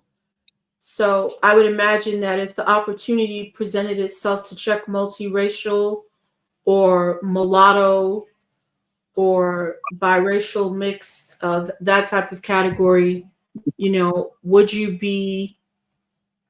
feel like a sense of connection to people who weren't necessarily biracial, but who were of broadly African and European ancestry in that group? Hmm. Um, I don't have an issue with being seen as mixed race in a broader sense. Mm-hmm. If we're getting specific, if it's a form, I'm always wary of forms, but like those aspects of forms because you know, I remember my mother telling me years ago, it's like, don't put your race on a form, they'll discriminate against you. And so I'm always wary about that, but specifically, if that option is there, I have to go with, you know, mulatto or biracial or whatever, because that's what I am. Mm-hmm. If that option isn't there and you're just broadly mixed race, then of course technically I would be that too. So it really depends on what option is available to me It's or presented. what's available. Okay. Yeah, it's presented. Yeah, I think that I'm fine with all of those options. Um, I think the black category needs work for different reasons. I think a lot of Black Americans are dissatisfied with that category, which makes the mixed category seems like it's just another part of that dissatisfaction when that's not really the case. Um, that isn't really the case. But I don't know if people understand what I'm saying, you know. like I think like people who are black, like people just look at them and they think that everybody, that has like a chocolate skin tone, they all just get lumped into one group. They're all the same. But like there is just a huge amount of variation within that group. And I was starting off early in the stream talking about the difference between African and Black American. That variation is an important discussion. It has a lot of impact on mixed Americans as well. Like sometimes people from other countries think that they're the same group as people from here. Like I don't even know how to explain it, but like I was saying, people making it seem like we're like the same as Latinos because it's some kind of broader European African group, but like really there's really no similarity um, in appearances and so on, unless you're talking about specific countries where they're solely Black and Northern European. But for the most part, that's not the case. So, like, there's a lot of people that just look at people and they just lump everybody into everything, and that creates some of the issues that I think mixed people experience too. Like we're not all the same. Like just because somebody might look Egyptian, that doesn't mean they're Egyptian. If you go to Mexico and somebody looks Chinese, they're not Chinese, they're Mexican. But some people like they act like they can't tell the difference with everybody. And I think with the Black group, there are a lot of differences between Black Americans and Africans to the extent that when with a mixed category, we're talking about different groups of people at that point. The same as Latin America, we're talking about different groups of people. And that has to be something that when you say a census category, like I don't want to be in a category with people like just because everybody has a beige skin tone.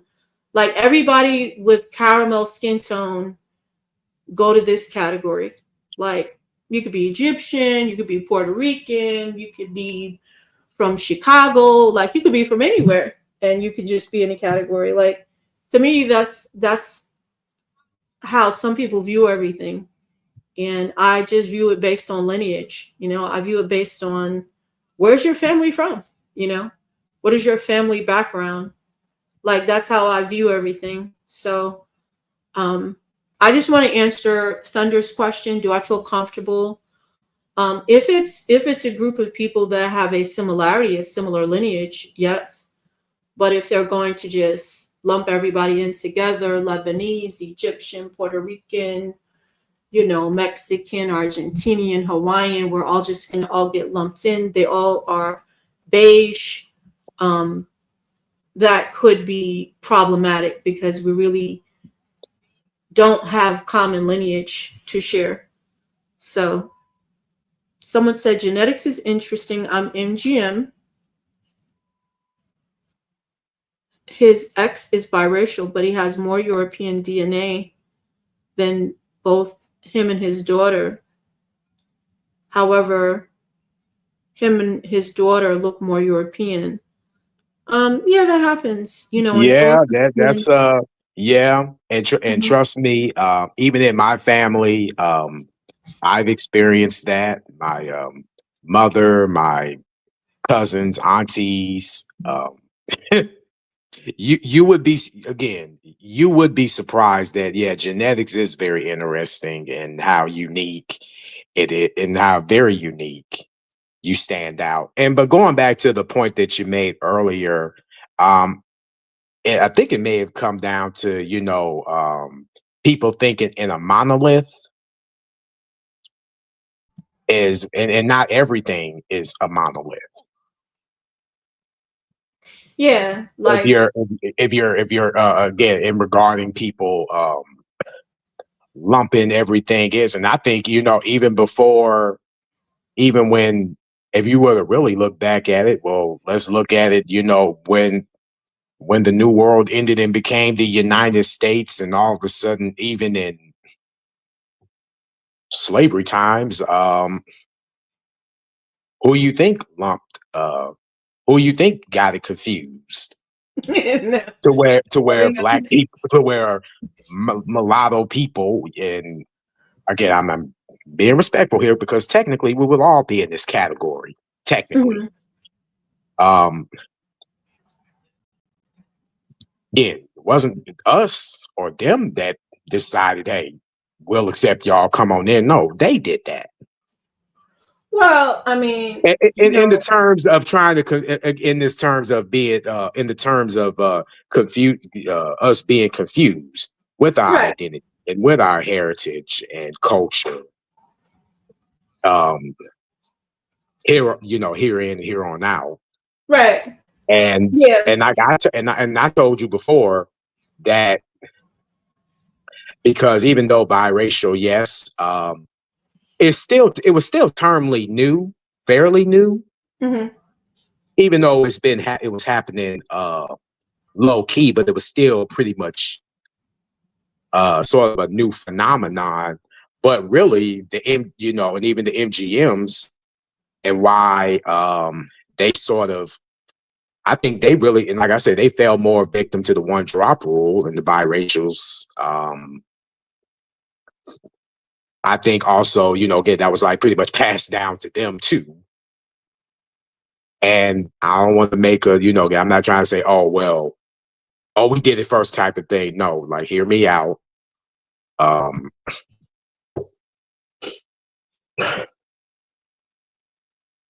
right. Well, because yeah, if you, yeah. oh, Go ahead. you continue. No, I was going to say, we have different backgrounds, and I do think there is a tendency to lump everybody together, which is why, like I said, I like the idea of having a little bit of a delineations to discuss how a shared identity affects each of us, if that makes sense. That's the purpose of having the discussion. Like, for example, you have people from other countries calling Beyonce biracial, or it's like those biracials, and it's like, well, Beyonce's not really biracial. And She, I thought, and I think also, again, either they really don't know. That's also first thing, and the second thing, um, they look at race and ethnicity and identity very much so in a different spot than we do, right. alone as Americans or even even in the westernized world. Yeah, Because I mean, these because groups will again, like try to say, because I mhm. mean, I think even who was it? I think it may have been Procep that said if some of us were to go to the motherland, um, we possibly would be seen as white folks, even though we're not. But that's just Yeah, what it and I don't is. know about that. I don't know about that talking point. I think that sounds suspicious to me, because it's like you know what a white person looks like, and it's just being excessive. Do they mean light skin, or are we talking about white? Like I said, they were calling Beyonce biracial. They use the term loosely. There's a lot of people on social media who are multi-generationally mixed, and you have people singling them out. Hey, you're a biracial. You're not black. Like, these people are like, I'm black. What do you mean I'm not black? Like, no, you're not black. You're mixed. You're biracial. You're half white. And it's like, multi-generationally mixed people, I feel like they can't catch a break. There's no claiming these mixed identities in certain areas of the United States. Like, I'm imagining that if you're from the South, I don't really know if you can claim mixed like that, but I could be wrong. I don't know.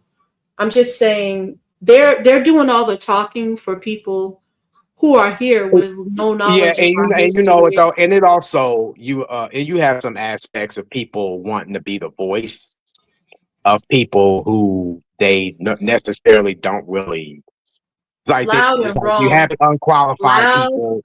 and wrong. Right. And wrong Yeah, and loud. unqualified people speaking for them, and we look at them like, who gave you a voice to speak on anything that you don't need to know what you're Loud and talking loud. about, or you're just doing this as a form of mockery yet again. Right. I've dealt with one or two people, African Americans, like that. I remember being on some panel and the guy was trying to not quite debate me, but he was we were having an argument back and forth, and he was worn out by the time he was done because I'm like, look, I'm citing all this stuff. Look, this is our history. This happens, this and 1924 Sexual Integrity Act, the one drop rule, and all this, and like, I got into a point where if I have to go and make an argument, I can if I so choose. But Right. yeah, it's weird to me that, people are going to argue, they want to debate the biracial away or debate the MGM away. That's why I say for MGM people, it must be really difficult. Well, I don't even listen to those people because, I've been around people of different ethnicities my whole life. And, the first thing they're going to do is they're just not going to agree with you. Whatever you say, they're just not going to agree with. It doesn't really matter what you say. You could be talking about, how you're Black or love Africa, and they'll be like, you love Africa? You listen to Black music? Really? They like to say You stupid know what? stuff. That really, not sorry to cut you off, but that they sure do have that persecution down to a science, don't they? Yeah, they As like to well as constantly heckle you. as well as the So, gaslighting. yeah, like I don't even. It's just at this point, I'm not arguing with people about how I view myself because I do feel like, there was a time where I tried to go along with what everybody said. Oh, I'm Black. Oh, okay, I'll be Black. Oh, I'm not Black. Oh, okay. Like, no, I'm not going to go along with anything. I don't need anybody to tell me what I am. And, I see how people view others. I'm very self aware in certain ways. So, yeah, I don't really need people to validate whether or not I'm Black or mixed. And I try to be mindful too. I remember I was talking to someone, a person, like, how Black people love to say, oh, white people see all of you guys as Black anyway. I was talking to a white person. I've been hearing that. I've been hearing that for so long. So I was talking to a white person. I was saying, yeah, we're lucky, lucky during COVID because supposedly, Black folks can't really get COVID. So, me and my family, we should be clear. And the person said, you're Black? And I was like, yeah, I'm Black. And they were like, no, you're not Black. And I was like, well, I mean, well, what am I then? Because we don't really have like a real solid definition. Like I'm not Latino, so then what am I? And they're kind of like sitting there puzzled as well. I'm not biracial either. So like I Yeah, can't really fall right. back And on that. the thing is too is that you get these people, and I don't know if I would be able to say their names, but it has nothing to do with. I wouldn't classify them as a content creator, but you'll get the people like the Charleston Whites of the world and all the people who have people who do content or speak just like him that have these phobias of people who are different from them, even though they have some form of Black diaspora, but are different. Like he say, he has a son that's different. He says it all the time. Mm-hmm. They again, it's like 1 minute it's, oh yeah, be Black, but then it's like, oh, don't let these motherfuckers thinking that you Negro, because we gonna mistreat you. I'm like, so Yeah, it's like, I so don't you think they want can so do again, what is it? You want your cake and eat it too. Hey, Estrella, how are you? Welcome to the stream. Thanks for stopping by, Estrella Llanas. Yeah, like I know exactly what you're saying. It's just weird. I don't think you can really go by them at this point anymore. They're just going to say whatever, you know. The first few people to heckle you, you know, the rest of the group is going to come along and just go along with what those people said. You know, they could be telling you that you're either black and that you need to get over it and recognize that you're black. The white man sees all of us as black and you need to cut it out and stop trying to think you're better than everybody and just accept it. Or, you know, you're not really black. Who told you that? Why would you even think that? This is And hilarious. you You're know what though, basically a white person. and I guess the comeback should be, well, how many places have you lived out? Have you lived throughout the United States, or I mean, Many. or have you even been out of the country, or do you even have a passport? And is it Right. stamped out for the most part? Well, don't say passport on the show. No, No, no, I'm not. No, no, I'm just messing no. with you. I'm just messing with you, baby. You know, you gonna make me hit the X. No, I'm just playing, but nah, though. Well, I see. Yeah, I mean, you know, get passport in terms of, you know, traveling, going out, see the world, and expanding your horizons, and it better be stamped. It better be stamps. Okay. I got a few stamps on my passport as well. So I'm a seasoned vet here. My Yeah, passport I and, has do. and, and so and so for these so-called these Johnny come latelys, I'm like, it's just safe to say, well, I don't know if they have that much experience being anywhere. Well, well I was going to I say. yeah, go ahead, Go ahead, Al. Tom. Well, I was going to say earlier. I just thought of something I was going to say earlier because I think the South was mentioned. You know how people view you or how they talk to you or whatever. In the South, I think it's really tough even to be biracial, from what I've heard of maybe one Yeah. or two people that were biracial living in the South. It's a kind of I mean, it's a region where, and I think it's different regionally in the U.S., It but it's is. a region where it's very, I'll use the term monochromatic, very binary. Like you're either black or you're white, you're either this or that. And the impression I get is there isn't really wiggle room or any room for mixed race people in the South. That's my No. impression.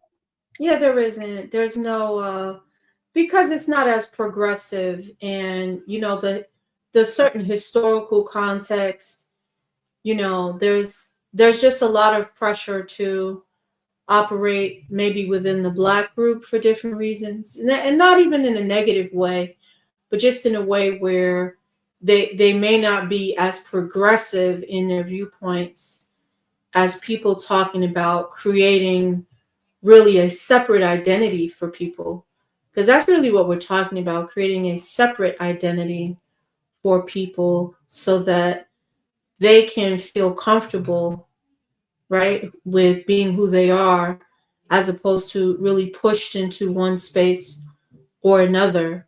And that's not an easy ask. But yeah, I do think that somebody said black people like to comment you're black all over social media. Yeah, that's what they do. Um, but it's not a discussion for, it's not for black people or white people to be making that type of decision for anybody. You know, this discussion stems from mixed people's own needs, you know. It's coming from us, you know.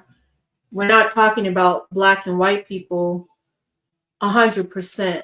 You know, it's not all about, oh, well, like black people said this and black people said that. No, you know, they're their own group.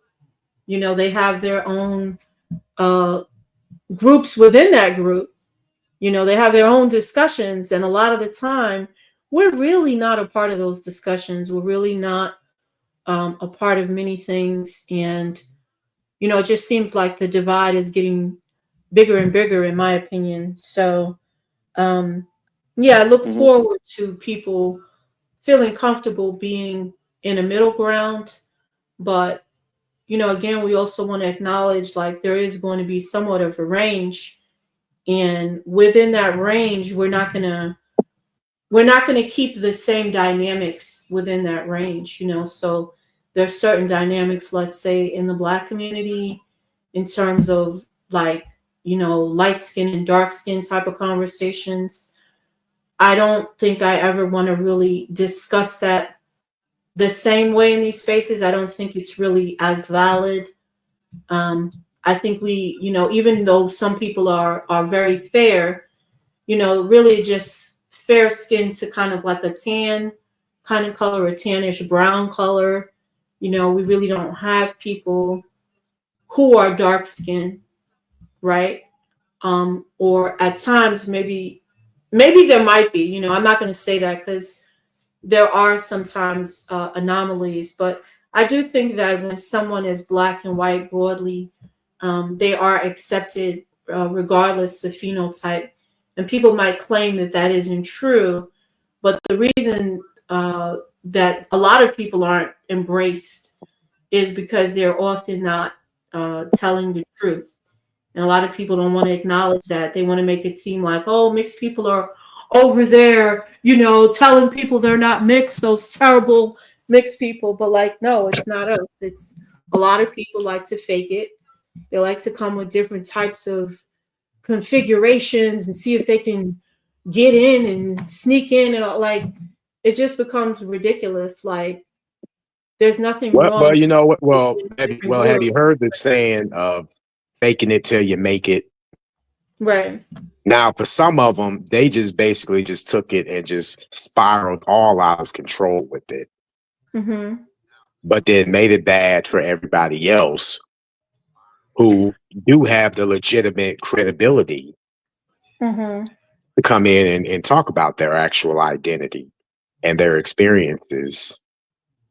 And But I for think those, and for, that's why we have to start talking about lineage, because I think when you start talking about lineage, it eliminates certain discussions, because no one is excluding anybody, you know. right.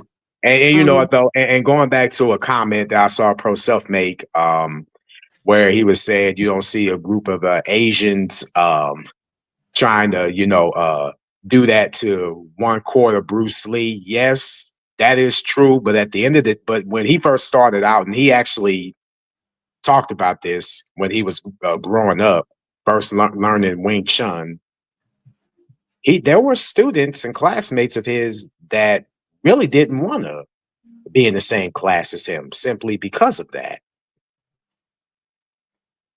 right. And he had to get private training. And Mm, that caused a lot of commotion with certain locals coming Right. up and Wasn't he trained by Ip Man? yeah, Wasn't Ip Man one of his yeah, that was teachers? Okay. Yeah. yeah, and he also had Wang Sheng Lung, God rest his soul, who was also another assistant to Ip Man. mm. And Well, mhm. and that was what, I think really that I know he has some personal issues going on. Again, I'm trying to stay away from demons, but or battles. I think that Mm, also may have led to his early demise, Mhm. right. personally. Because Yeah. me and him got we have in common is that we're both the same zodiac sign. Mhm. And and it's just like, oh wow, man. Like I remember in my first ever Bruce Lee movie that I saw growing up was Enter the Dragon. And I was saying, you know what, study martial arts and I'm gonna, be move exactly like that. And and I was like, because I would always get hassled a lot by the neighborhood that I grew up in. Mhm. And Because I you were didn't I starting trouble. That's why. Because see, people don't know you. And I know that you were out there, making trouble. So I know Yeah, you. I was out there making trouble. Just wanted to, play basketball, football with my cousins. Right, And I right. always would get these inanities that would always be bothering me. And it was just, no. I was a pest to them. Like I put a mouse in their mason jar. But seriously, I was pretty, again, I'm still pretty reserved, laid back. But Mm-hmm. I noticed that, because again, I struggled with weight issues. I was a little chubby, but when I left elementary school, came up in middle school, lost a lot of weight. And then when that, again, when they couldn't necessarily judge me on how I used to look weight wise, oh, now the game flipped and they started attacking me for other reasons. I Mm-hmm. noticed that there was certain differences that they didn't like. Then I also started noticing these patterns Mm-hmm. that, and I'm like, y'all really don't like people of a certain melanin persuasion, unless if they were monoracial dark or a monoracial white or a Hispanic or even an Asian. They just fit right on in. And me, I'm just the odd one out. And especially in the South, yes, because the South, yes, does have a lot of historical racial history that's just too, hell, even too barbaric to Right. even speak on. And I think that's why certain people take the stances that they take. If like you couldn't really be too rebellious, Mm-hmm. like you had to somewhat be in an agreement with this particular group. And if you weren't and you were out doing your thing, doing your own thing, it's pretty much like a prison mindset.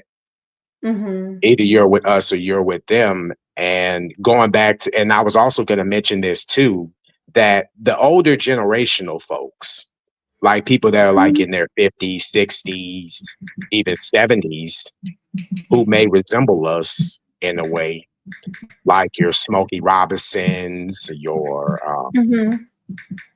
come on, give me another one. Give me another. Well, you Like, said Smokey Robinson, yeah, maybe like Dorothy Dandridge, yes, and your Buddy Washington, or Eartha Kitt's and Eartha Kitt as well, right? Yeah, Harry Belafonte.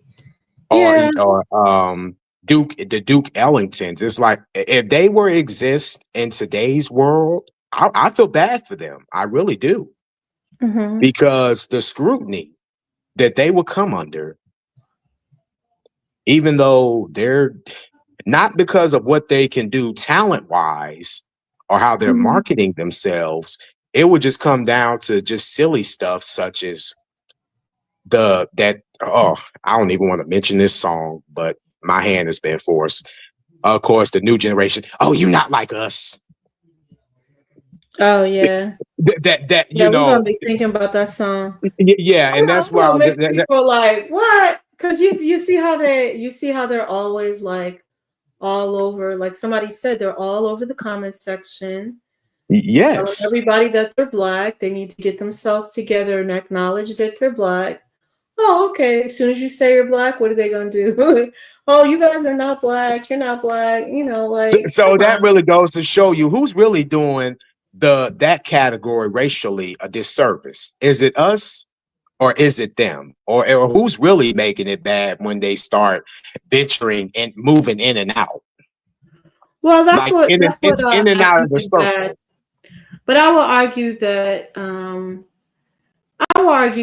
as a group, a lot of mixed people don't really belong to either side like that. So, I mean, some mixed people. Someone said early in the stream that there are a lot of mixed people making a mockery out of these discussions, and I agree with that. They're all over social media, getting deep in these slap fights with black people, saying any and everything back and forth, making a mockery which is not really the point, right? To get your licks in or whatever.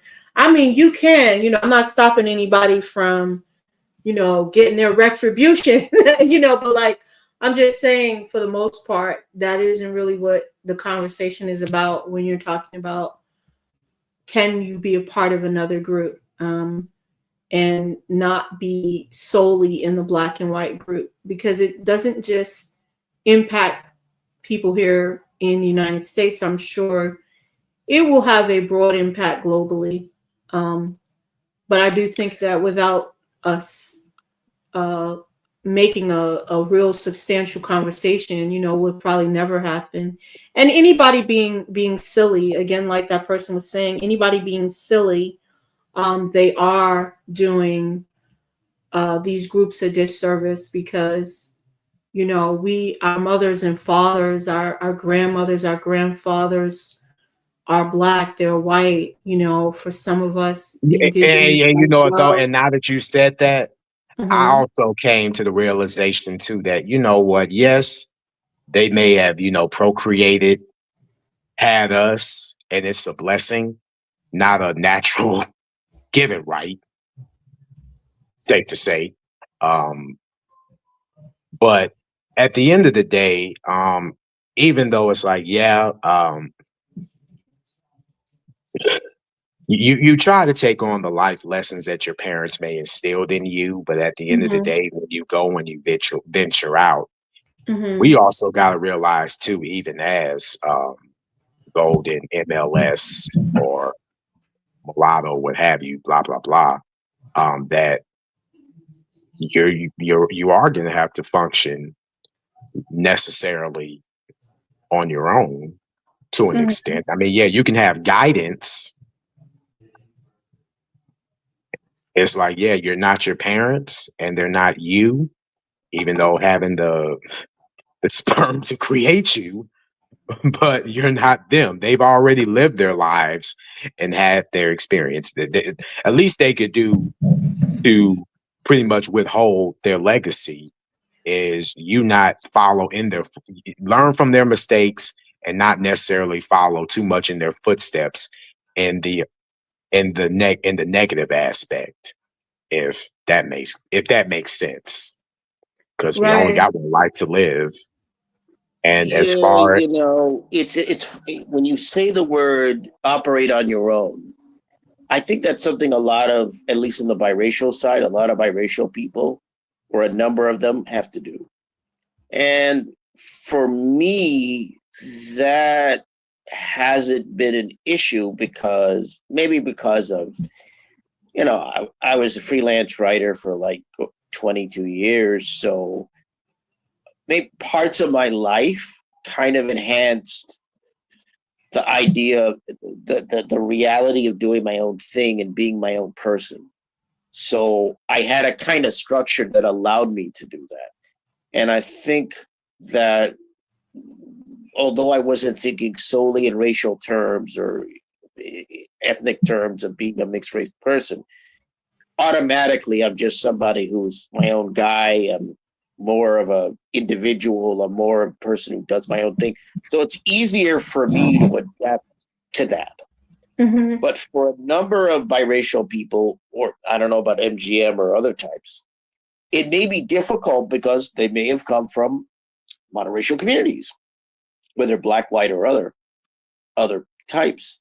And it may be hard for them to understand that there really may not be people on your side.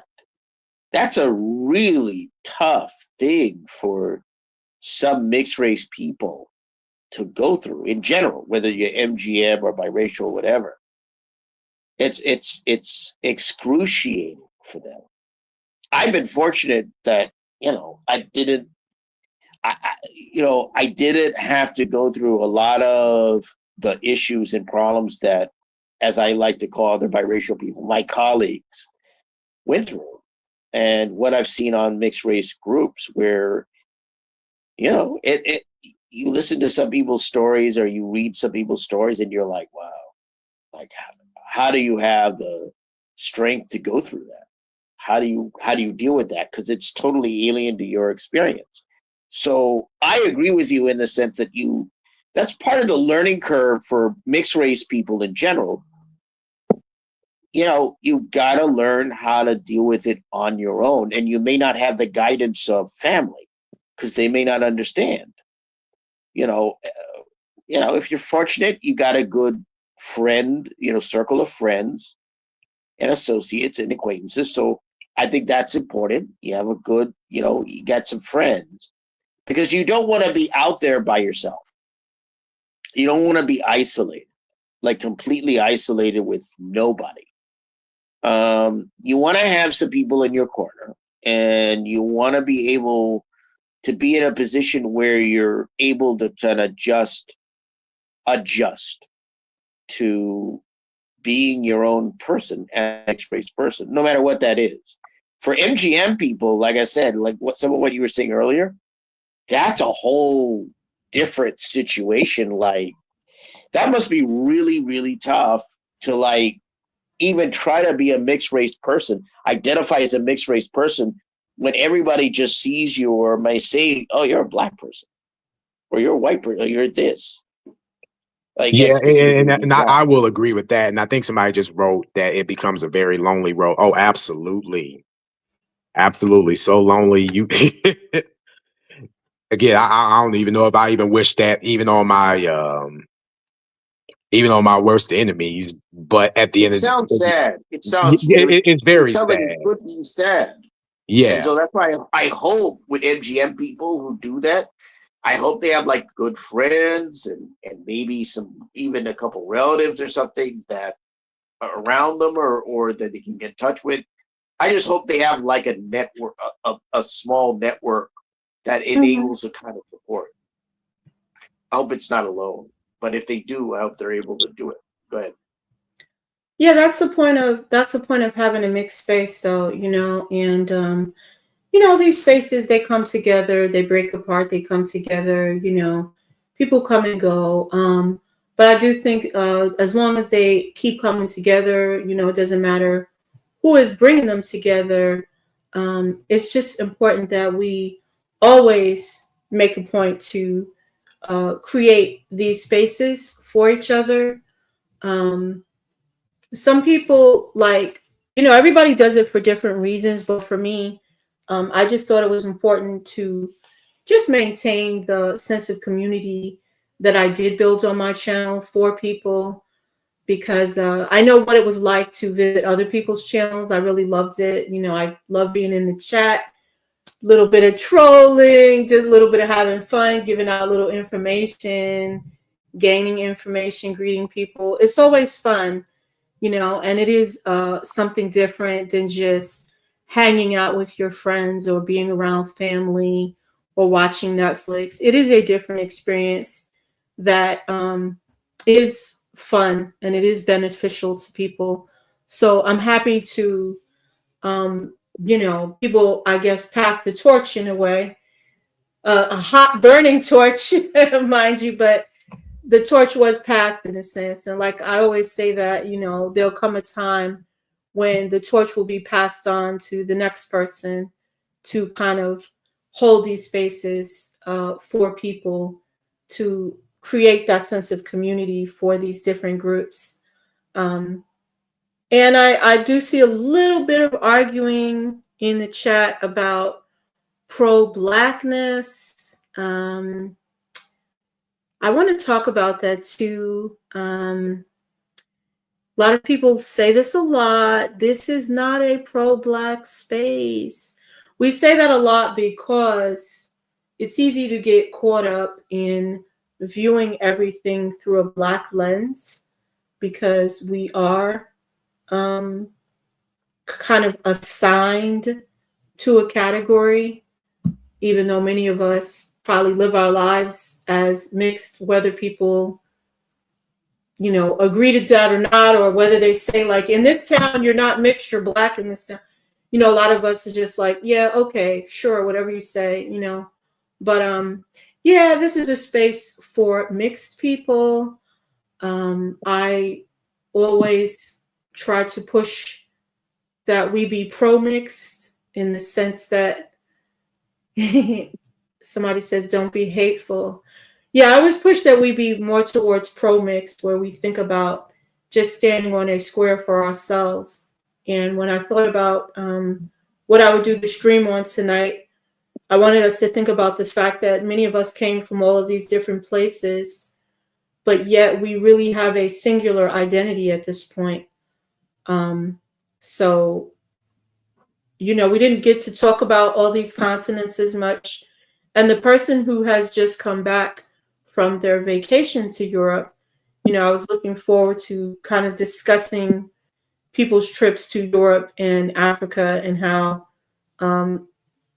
they may feel connected or not really connected at all to these different places. But I'm gonna peek in on the chat for a second, just to talk about a little bit of the kind of banter going back and forth about people being Black versus being mixed. I'm not a fan of that conversation. I'm just not. This is not a space for, like I said, for people to validate whether or not anyone is mixed. There have been people who have been super angry at me because I don't give validation. You know who you are. You know where your family comes from. I don't sell N-word passes, mixed tickets, VIP, biracial club, none of that. Like, I don't do that, you know. If you look in the mirror and you see a Black person, like, I can't make anybody mixed, nor should you want to be mixed, okay? It's not a choice. It's just an identity, you know, and people who are mixed have their own struggles. I can assure you, we still have to pay rent. We still have to pay cell phone bills. We get into car accidents as well. Our lives are not magical just because we're light skinned. Yeah, I don't want Yeah, I to had to kind of deal with my promote. phone. I had to deal with my phone recently. I had to get my time updated. So yeah, that's a very salient point. When you said that, I'm like, yeah, I know what that's like. I had to take care of that. I've Yeah, got, like I said, I do a couple podcasts. I'm doing a podcast now, football podcast. I got to do that. So yeah, we're like anyone else. We got stuff we do in our lives. So, but getting to what some of the people are talking about, pro-Black and all this kind of stuff, like, I would say for me,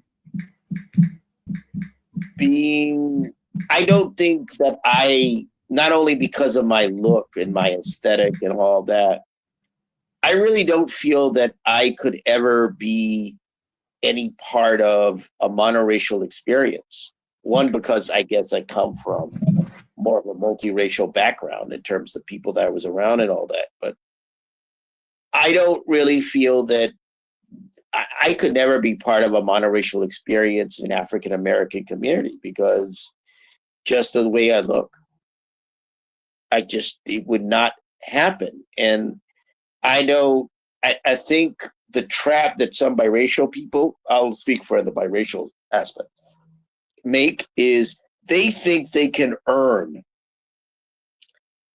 being Black or being considered Black or being part of that community by being activists, by being fighting for causes that are entirely African American, by being quote unquote pro-Black. And at the end of the day, you're still going to be biracial. You're still going to be mixed race. Somebody's going to point that out to you. It's like what somebody said on the chat, a group to me. There will come a day when people will tell you that you're not Black, and that's a hard lesson for some mixed race people, not just biracial people, but also MGM and others to learn. It's a hard lesson, but I don't have that experience. Like, for me, I can't do that. I feel like they'll say, "Oh, who is this guy? Is this a male Rachel Dolezal or something?" We don't want that. Like I wouldn't be able to do it. like it just wouldn't happen. So for me, that's an alien aspect. Like, I don't think that could ever happen to me. Right. I'm just being realistic. And I'm pro biracial. I'm pro mixed. Yeah. Yeah, me Because those are too. my people. Yeah, that's our people. I That's mean, right. right. Because I've been in mixed race groups on social media for 10 years, over 10 years. And I was in a mixed race space for over a year. I know who my people are, and I understand that. So I'm not, and this is why I make this clear. I respect African Americans by not trying to be part of everything that is there. I'm not trying to fit in there. I don't mind talking to African Americans. I don't mind dealing with African Americans, but I'm Right. not trying to be a part of that community because I know I won't fit. And I view that as respect. I'm trying to respect that. I'm trying to say, well, oh, I understand I'm an outsider. I'm not, I share ancestry, but I'm not one of the own. And I think some biracial people and some mixed race people, they learn it the hard way, and it's a bitter pill for them to swallow because they're so in love with African Americans and their cultures and all of that. And that's cool. That's fine. But you have to understand, like, that's why it's important, as I think AMR noted, got to learn to be on your own as a mixed race person, no matter what you are, Mhm. MGM, biracial, multiracial, whatever. You got to learn to be on your own. For me, it's easy. Yeah, I'm on my own. But yeah, it's hard. I mean, I look at that and I go, I feel sorry for them. I really do. I feel sorry because they care so much. Like Colin Kaepernick, I don't have an issue with personally. I think he means well, but I'm like, dude, you shouldn't be the face of African American activism Right. in any way. I'm sorry. I'm not trying to be critical or anything like that, but I'm sorry. That's just not. It's not the way it should be. Sorry. I mean, Yeah, And you know what though, not and I'm good. also, and again, and another thing too, which is I'm also glad that you pointed that out as well, because for some of us that like to go up, that love to go up because are some because there's some form of public figure, and when they wave the flag of pro this pro group this, and I'm like, okay, where are you going with this? And then you just start thinking, the more that they talk and the more that they explain it, you start to really get a good gif of what they're really trying to, attack it at, or where they're really coming from. It's like, okay. Now, and one of the things too is that in regards to the pro black, etc. I mean, it's one thing to obtain knowledge. Okay, yes, knowledge is power. It's very important. Um, but when you but then again, also the negative side of it, when you take it to be very malicious, Hmm.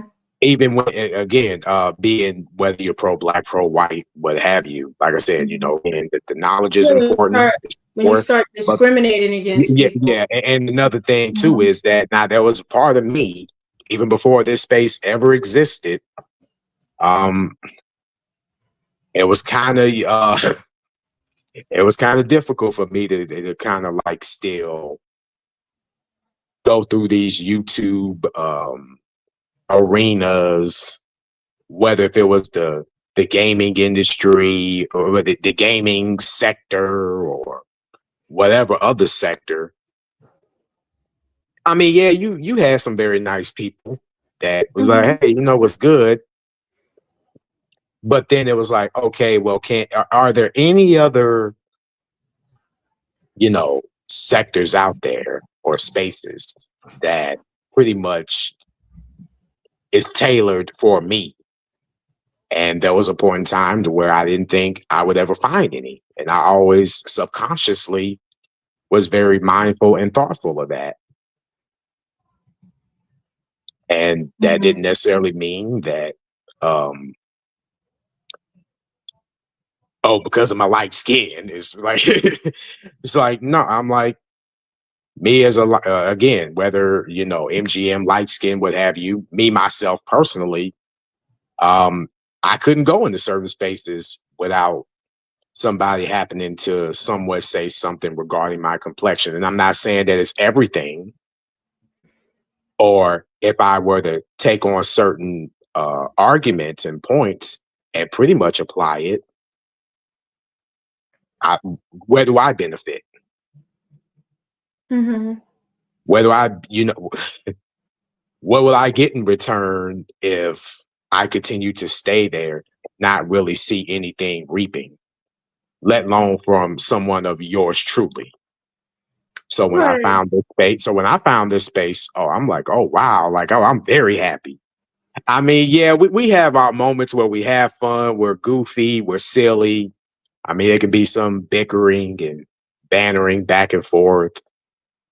Drive-bys. Let's be Yeah, honest. drive-bys. Okay, fine. But even when you're attacked, even though when you're, Let's be honest. made fun of certain things, and I still remember y'all making fun of me about my McDonald's. Oh, you still My, remember that? Okay. yeah, my That was McDonald's. me.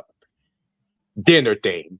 I was being I a was like, mean it wasn't. It's again, it could have been easy for someone to be like, oh, AMR the McDonald's man.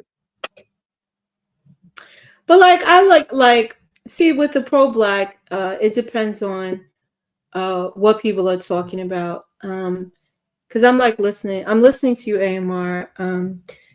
But I'm also I'm also bringing it back to this. Someone said they went from pro-black to pro-mixed and so on, and a lot of people go from pro-black to pro-mixed. I think one of the problems is that there really isn't there weren't spaces for mixed people, and I'm not talking about just channels that cover the topics that we're covering on these channels. I'm talking about like these original spaces were the actual mixed spaces. That's what they were, these other people that came along after the fact, they were not part of the original groups.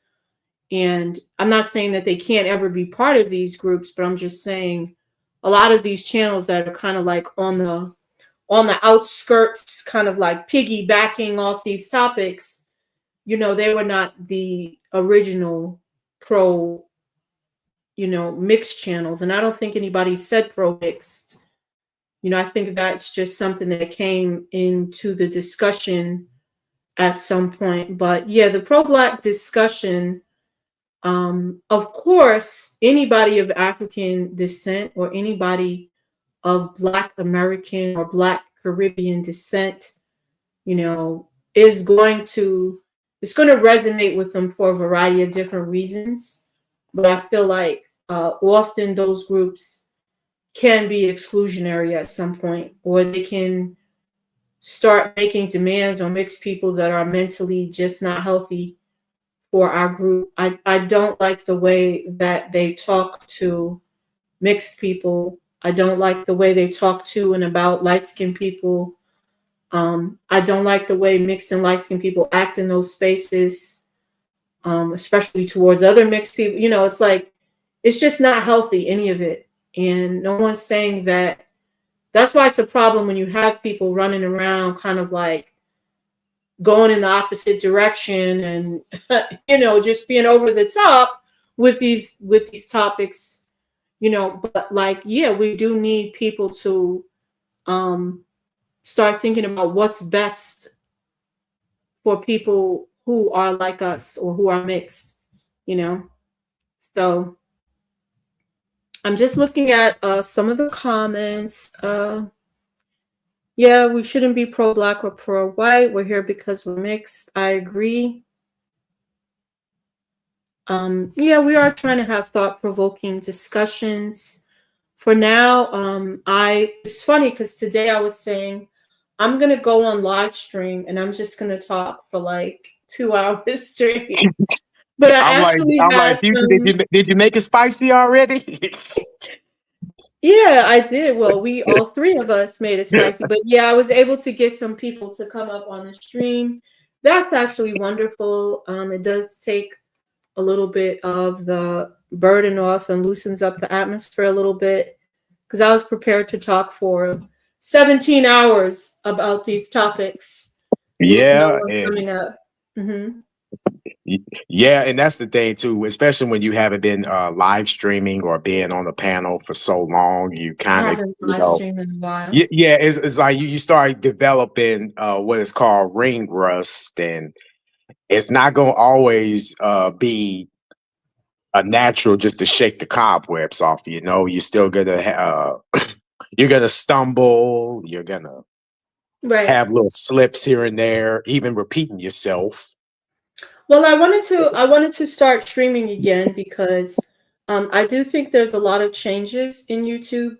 So streaming is not going to be like it used to be. You may not you may not have these big jumbo streams like back in the day with thousands of people on the panel, which probably never happened in this space anyway. But I'm just saying, that may really not be how things are because the streaming isn't really being promoted like that. But those of you who are subscribers, I want to start getting back into the streaming and as a way to like grow our space and grow our voices. And I'm hoping that we can come together collectively. Um, we had names, we had hashtags in the past. Sometimes that could be good, sometimes it could be bad. I don't really have like hashtags and names like that. I don't want to say I'm riding solo because I'm not. I'm part of this community with all of these people. And, not everybody really likes each other all the time. I don't want to be a negative Nancy here, but I do respect everybody's boundaries. So, yeah, I'm not really hashtagging and doing all of that because, I'm going to give people the opportunity to be themselves, have their own spaces, and respectfully, we can all come together as needed, and I'm sure that if anything were to happen broadly to any of our groups, whether we're all linked up or clicked up or not, we will always have each other's backs. I know I haven't been in the space a while, but when they started kind of going in on Drake, I was trying to encourage everybody, whether we're friends or not, whether we support each other's channels anymore or not, I think it's very important for all of us collectively, no matter what our hashtags are, to come out in support of Drake, because I think it's wrong that you have somebody that has a Black American parent and you have large numbers of people just heckling this man, terrorizing him. And I don't think he really deserved that. Now, I've never been behind the scenes with Drake or Kendrick or any of these people. But what I'm saying is like a lot of biracial people looked up to Drake. They felt like, he's like me. That's what a lot of people felt. There's a lot of mixed people that looked up to him. He's one of us, a lot of light-skinned people. And for the Black community to not think about the gravity of making all of us feel like we've been cut off or we don't belong, I don't think they thought about that, and I feel like people, I really wanted people to use their voices to talk about that. So I know a lot of Black people listen to these channels. They try to act like they don't, but the way they were all over that last little video, I was like, yeah, they love coming over here to say all types of stuff, but they need to understand that no, people may be on the square for the most part, but we are still a part of both of the communities that we come from. Some of us may even come from more than one community or other communities also, respectfully. And we don't want people to think that it's okay to exclude us and ridicule us in the public eye. So yeah, and to me it doesn't even matter. I don't care if he wears a pink wig and high heel, it doesn't matter. He was a biracial man, very successful. music always being played, always, moving the crowds, making the parties, and for people to just disrespect him on such a vast level like that, it's just unacceptable, and making it seem like people are just because you have a white mother, you're no longer a part of blackness. Well, is that mixed people's decision? Did their black parents decide that with the rest of the black community? Did these mixed people decide that they didn't want to be? There's a lot of like, we're going to make the decision for you. We're going to take that power away from you, and that's disgusting. So, And you um, know what though, but let me say this too though. When they say that or make those statements from the beginning, I'm like, well, if that's the case, well then perhaps they ought to take that exact same advice that they give to other people. You again take your own advice because, but then again, but they also know that that is also a tactic of divide and conquer. right. They know this. And Hmm. so, and where we face the backlash from folks from the outside looking in, where they'll say things such as, "Oh, you want to breed?" I'm like, light skinned, mixed people, biracial people breeding themselves out, even though we're not the majority, like the monoracial groups here. And I think you also know that as well, but it's easy to somewhat but so what do? You target the sort you and I'm not and when I use this term, I don't want anybody to take this the wrong way. Women, I love women. Women are the most beautiful thing on this planet. Thank They you. don't. And if that makes me a what was the word? Simp something? Oh well, moving on. But yeah. A simp. Um Yeah, that yeah. was a Simp some empathize. people's Simp that's some empathize. people's favorite word, right? Yeah, they like that word. But Um, what I was gonna say mhm. is that they happen to go after the women more so because they know that she's not necessarily the strongest, and that's how when you want to destroy a certain group of people, they normally go after the women. And my thing is like, why not go after the men? I mean, yeah, you'll talk about the men, you'll talk about them, Mhm. but you're not going to necessarily get with the men so the men can breathe themselves out. Yeah. Well, we need to. Yeah, we just gotta. We gotta start coming together. I'm not gonna say as boyfriend and girlfriend up in here because I mean it was getting wild in here. It was Yeah, getting and you know what? spicy. Yeah. I So. got a yes. Someone said Taylor Swift can be on top, but not Drake. Hip hop. Yes, it is a mess. They flip flop. They wishy wash. Flip. Yeah. Who is They T, please? I yeah. just need to I That is know who is yeah, T, please. I'm not a rap fan. I'm not into rap music myself, but I certainly know on the biracial end of it. I can speak from the biracial end. I know at least a couple of biracial people who they're not happy with this whole "Not Like Us" song and Kendrick Lamar, and it's clearly anti-mixed race, anti-biracial. I don't care what Yes, anyone says. it's completely anti mixed and anti-biracial. Perfectly said, Al. Because I was like, this is just wild. Now, if mixed people did the same thing, we're not even going to imagine the if this had have been done in reverse. But yeah, that was insanity. and So they chomp on at the bit if shoe right, was on the other foot.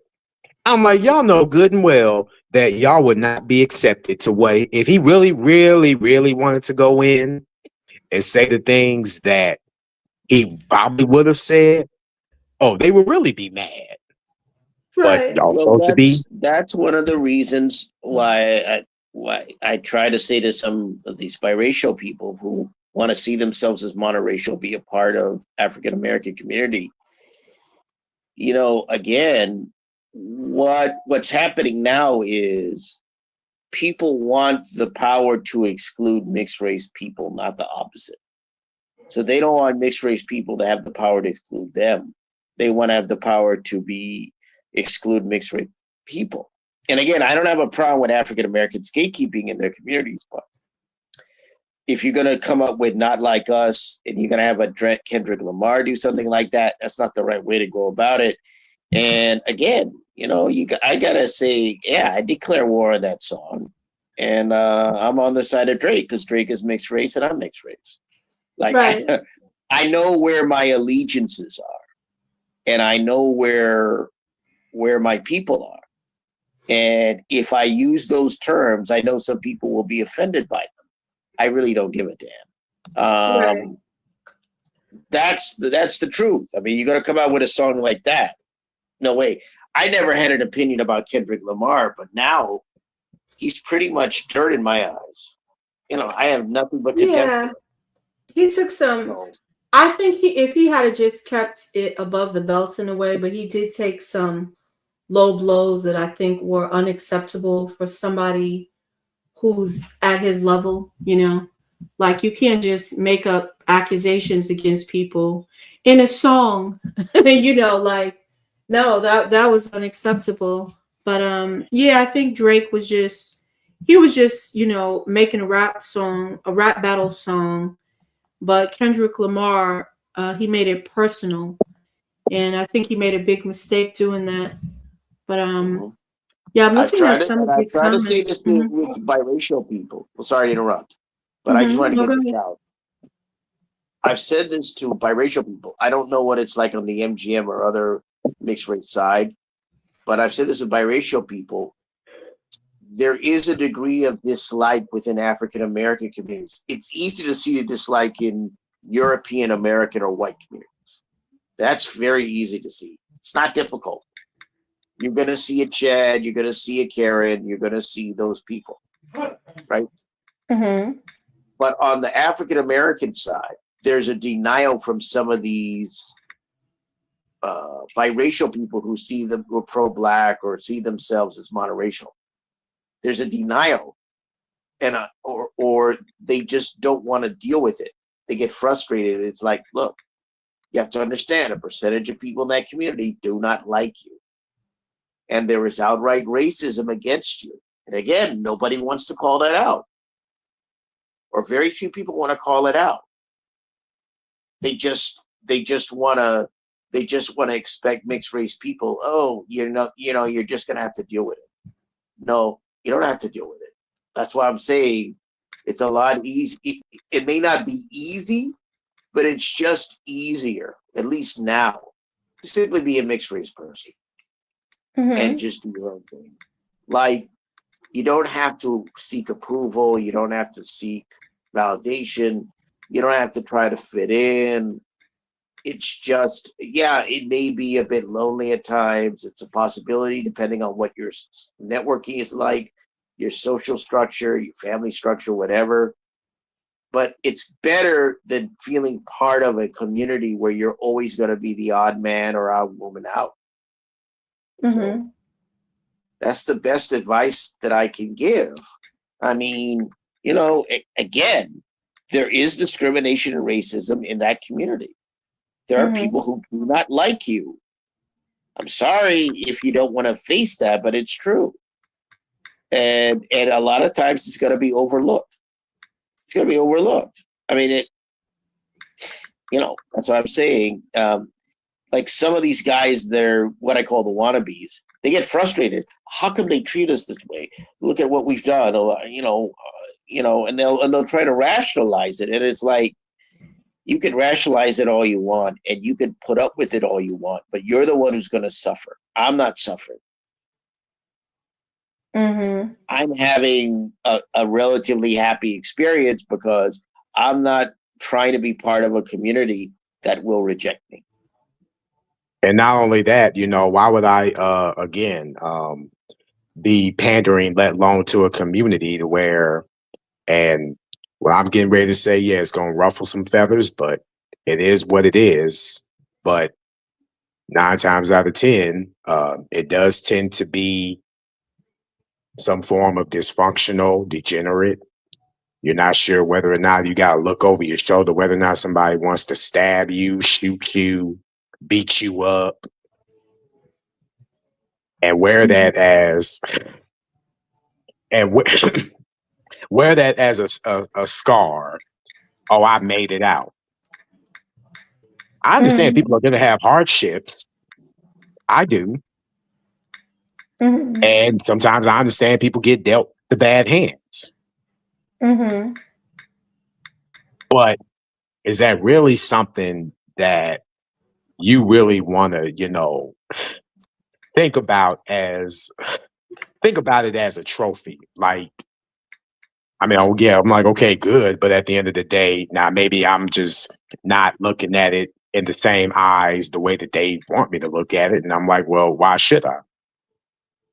But like I said, I don't want to, get pandered to gun shooting or stabbing and killing and vice versa. If this is the company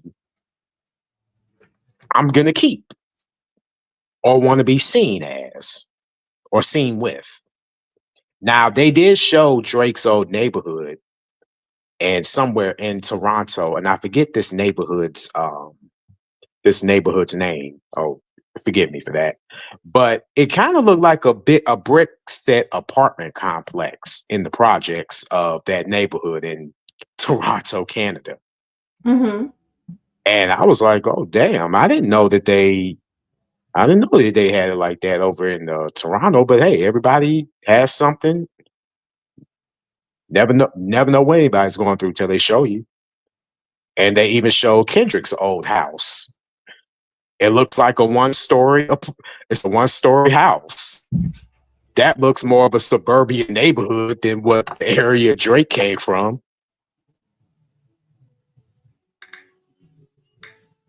Right. So this idea that, oh well, he don't represent the black culture that way. I'm like, so basically, like, so you want him to be an activist for you? I'm like, where is that in his job description?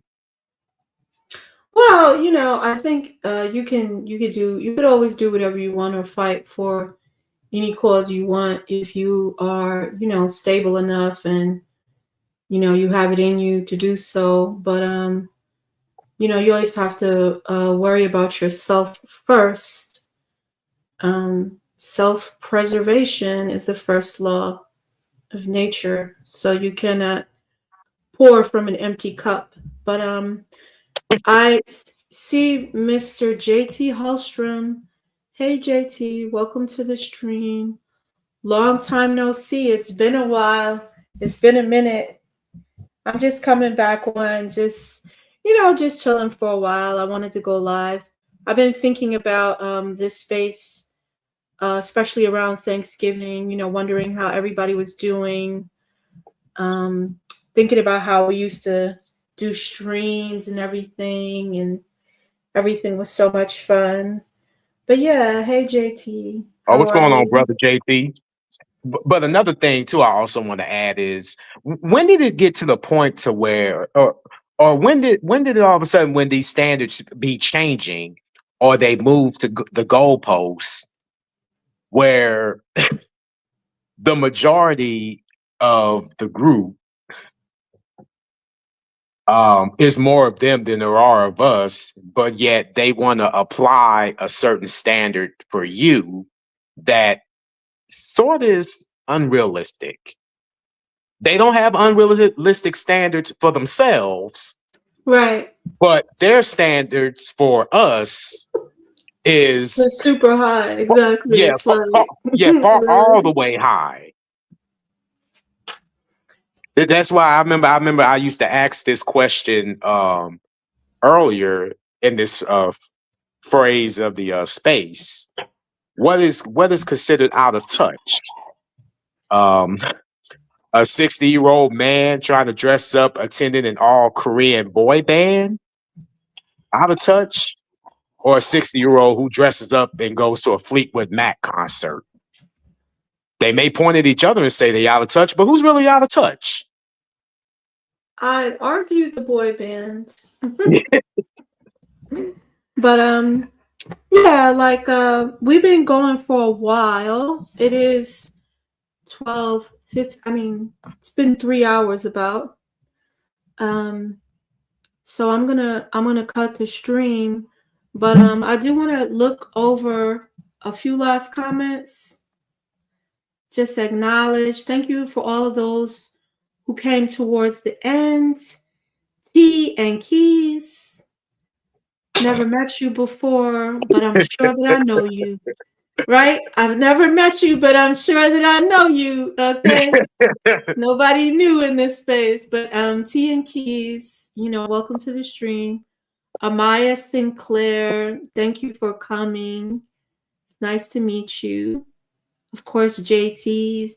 It's been a minute. And I think those are all the people that came in towards the end. I see some good comments though. Kendrick is a plant. I don't know what he is, I'm disappointed in him, He went too far. And it's like, where does you're putting out an album saying stuff. It's ridiculous. Right. JT says, I couldn't even imagine myself again, it's one thing if somebody calls you a name and it's like, all right, fine. It is what it is. But to really go again, to really hit below the belt with the P word, I'm like, oh, okay. Now, if that was the case, then why isn't Drake in jail or being held up for questioning? Or you just say right. that? Right, yeah, like you just or say do you something just that love saying that because he's part of that different group, the mulatto group or category, and because like how back then they used to say that and who was it? I think it may have been this Philip Scott that said that Creoles have a high rate of mental incest class, something to that effect. Yeah, he was And I'm like, commenting on some video that some woman made, but I mean, it's like if you're going to be reporting the facts, you need to make sure they're actually facts. Like just some random story that somebody says on TikTok, that's not actual facts. You have to be careful. I'm like, this is the first I've heard of this. And I've certainly been to college and read books, so what is he talking about?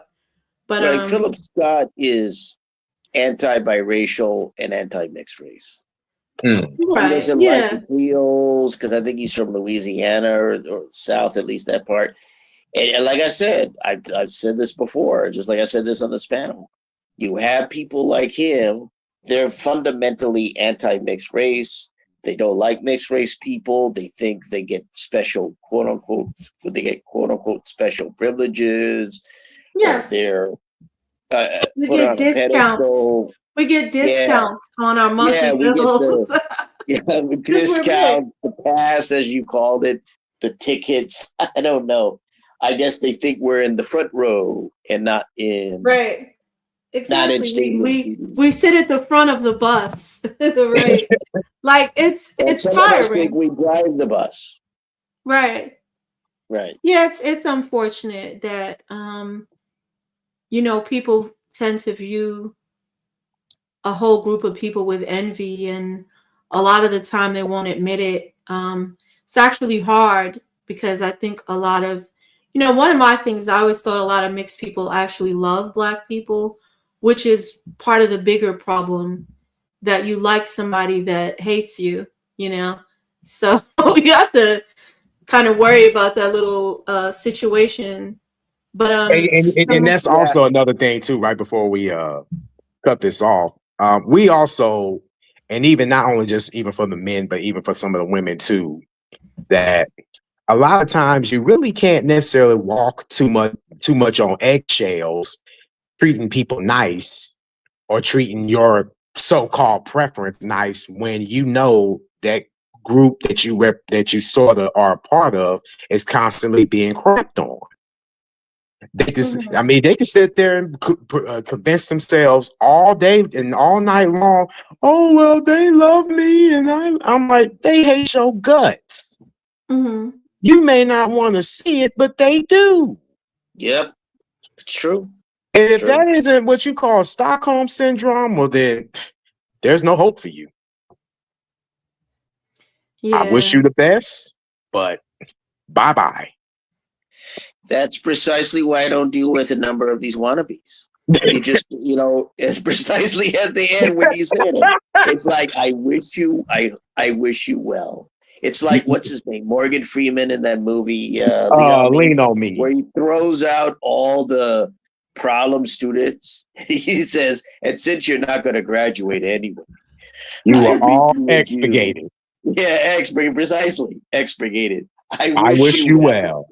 Yeah. Right, and that's my attitude. I like, look, since you don't want to be a mixed race person and deal with being biracial or MGM or anything else, you're all expurgated. I wish you well. And some people don't like that. They don't Right. like. I'm like, I'm sorry. I don't want to deal with people who don't like who they are or not comfortable with who they are and want to be something else or swallow the propaganda that they're not mixed race or biracial or MGM or whatever. Mm-hmm. I can't deal with people like that. I tried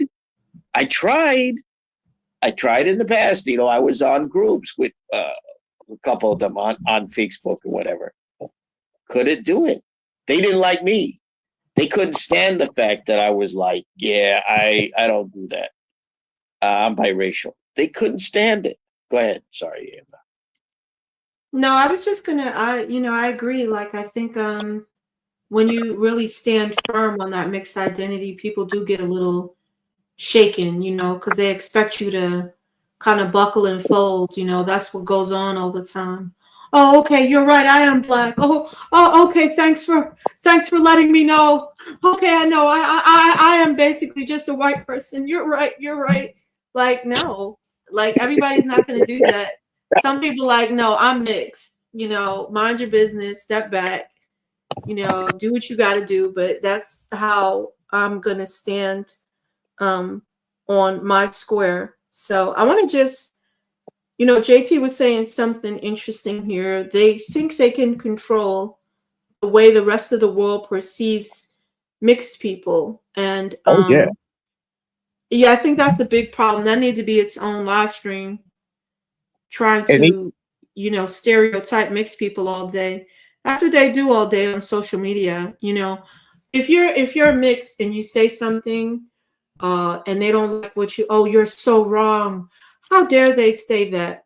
But like, I mean, the number of videos that they make on biracial people alone, I'm like, this is embarrassing. Like, right. wouldn't you be embarrassed to just sit and talk about another group of people like that just all day and night?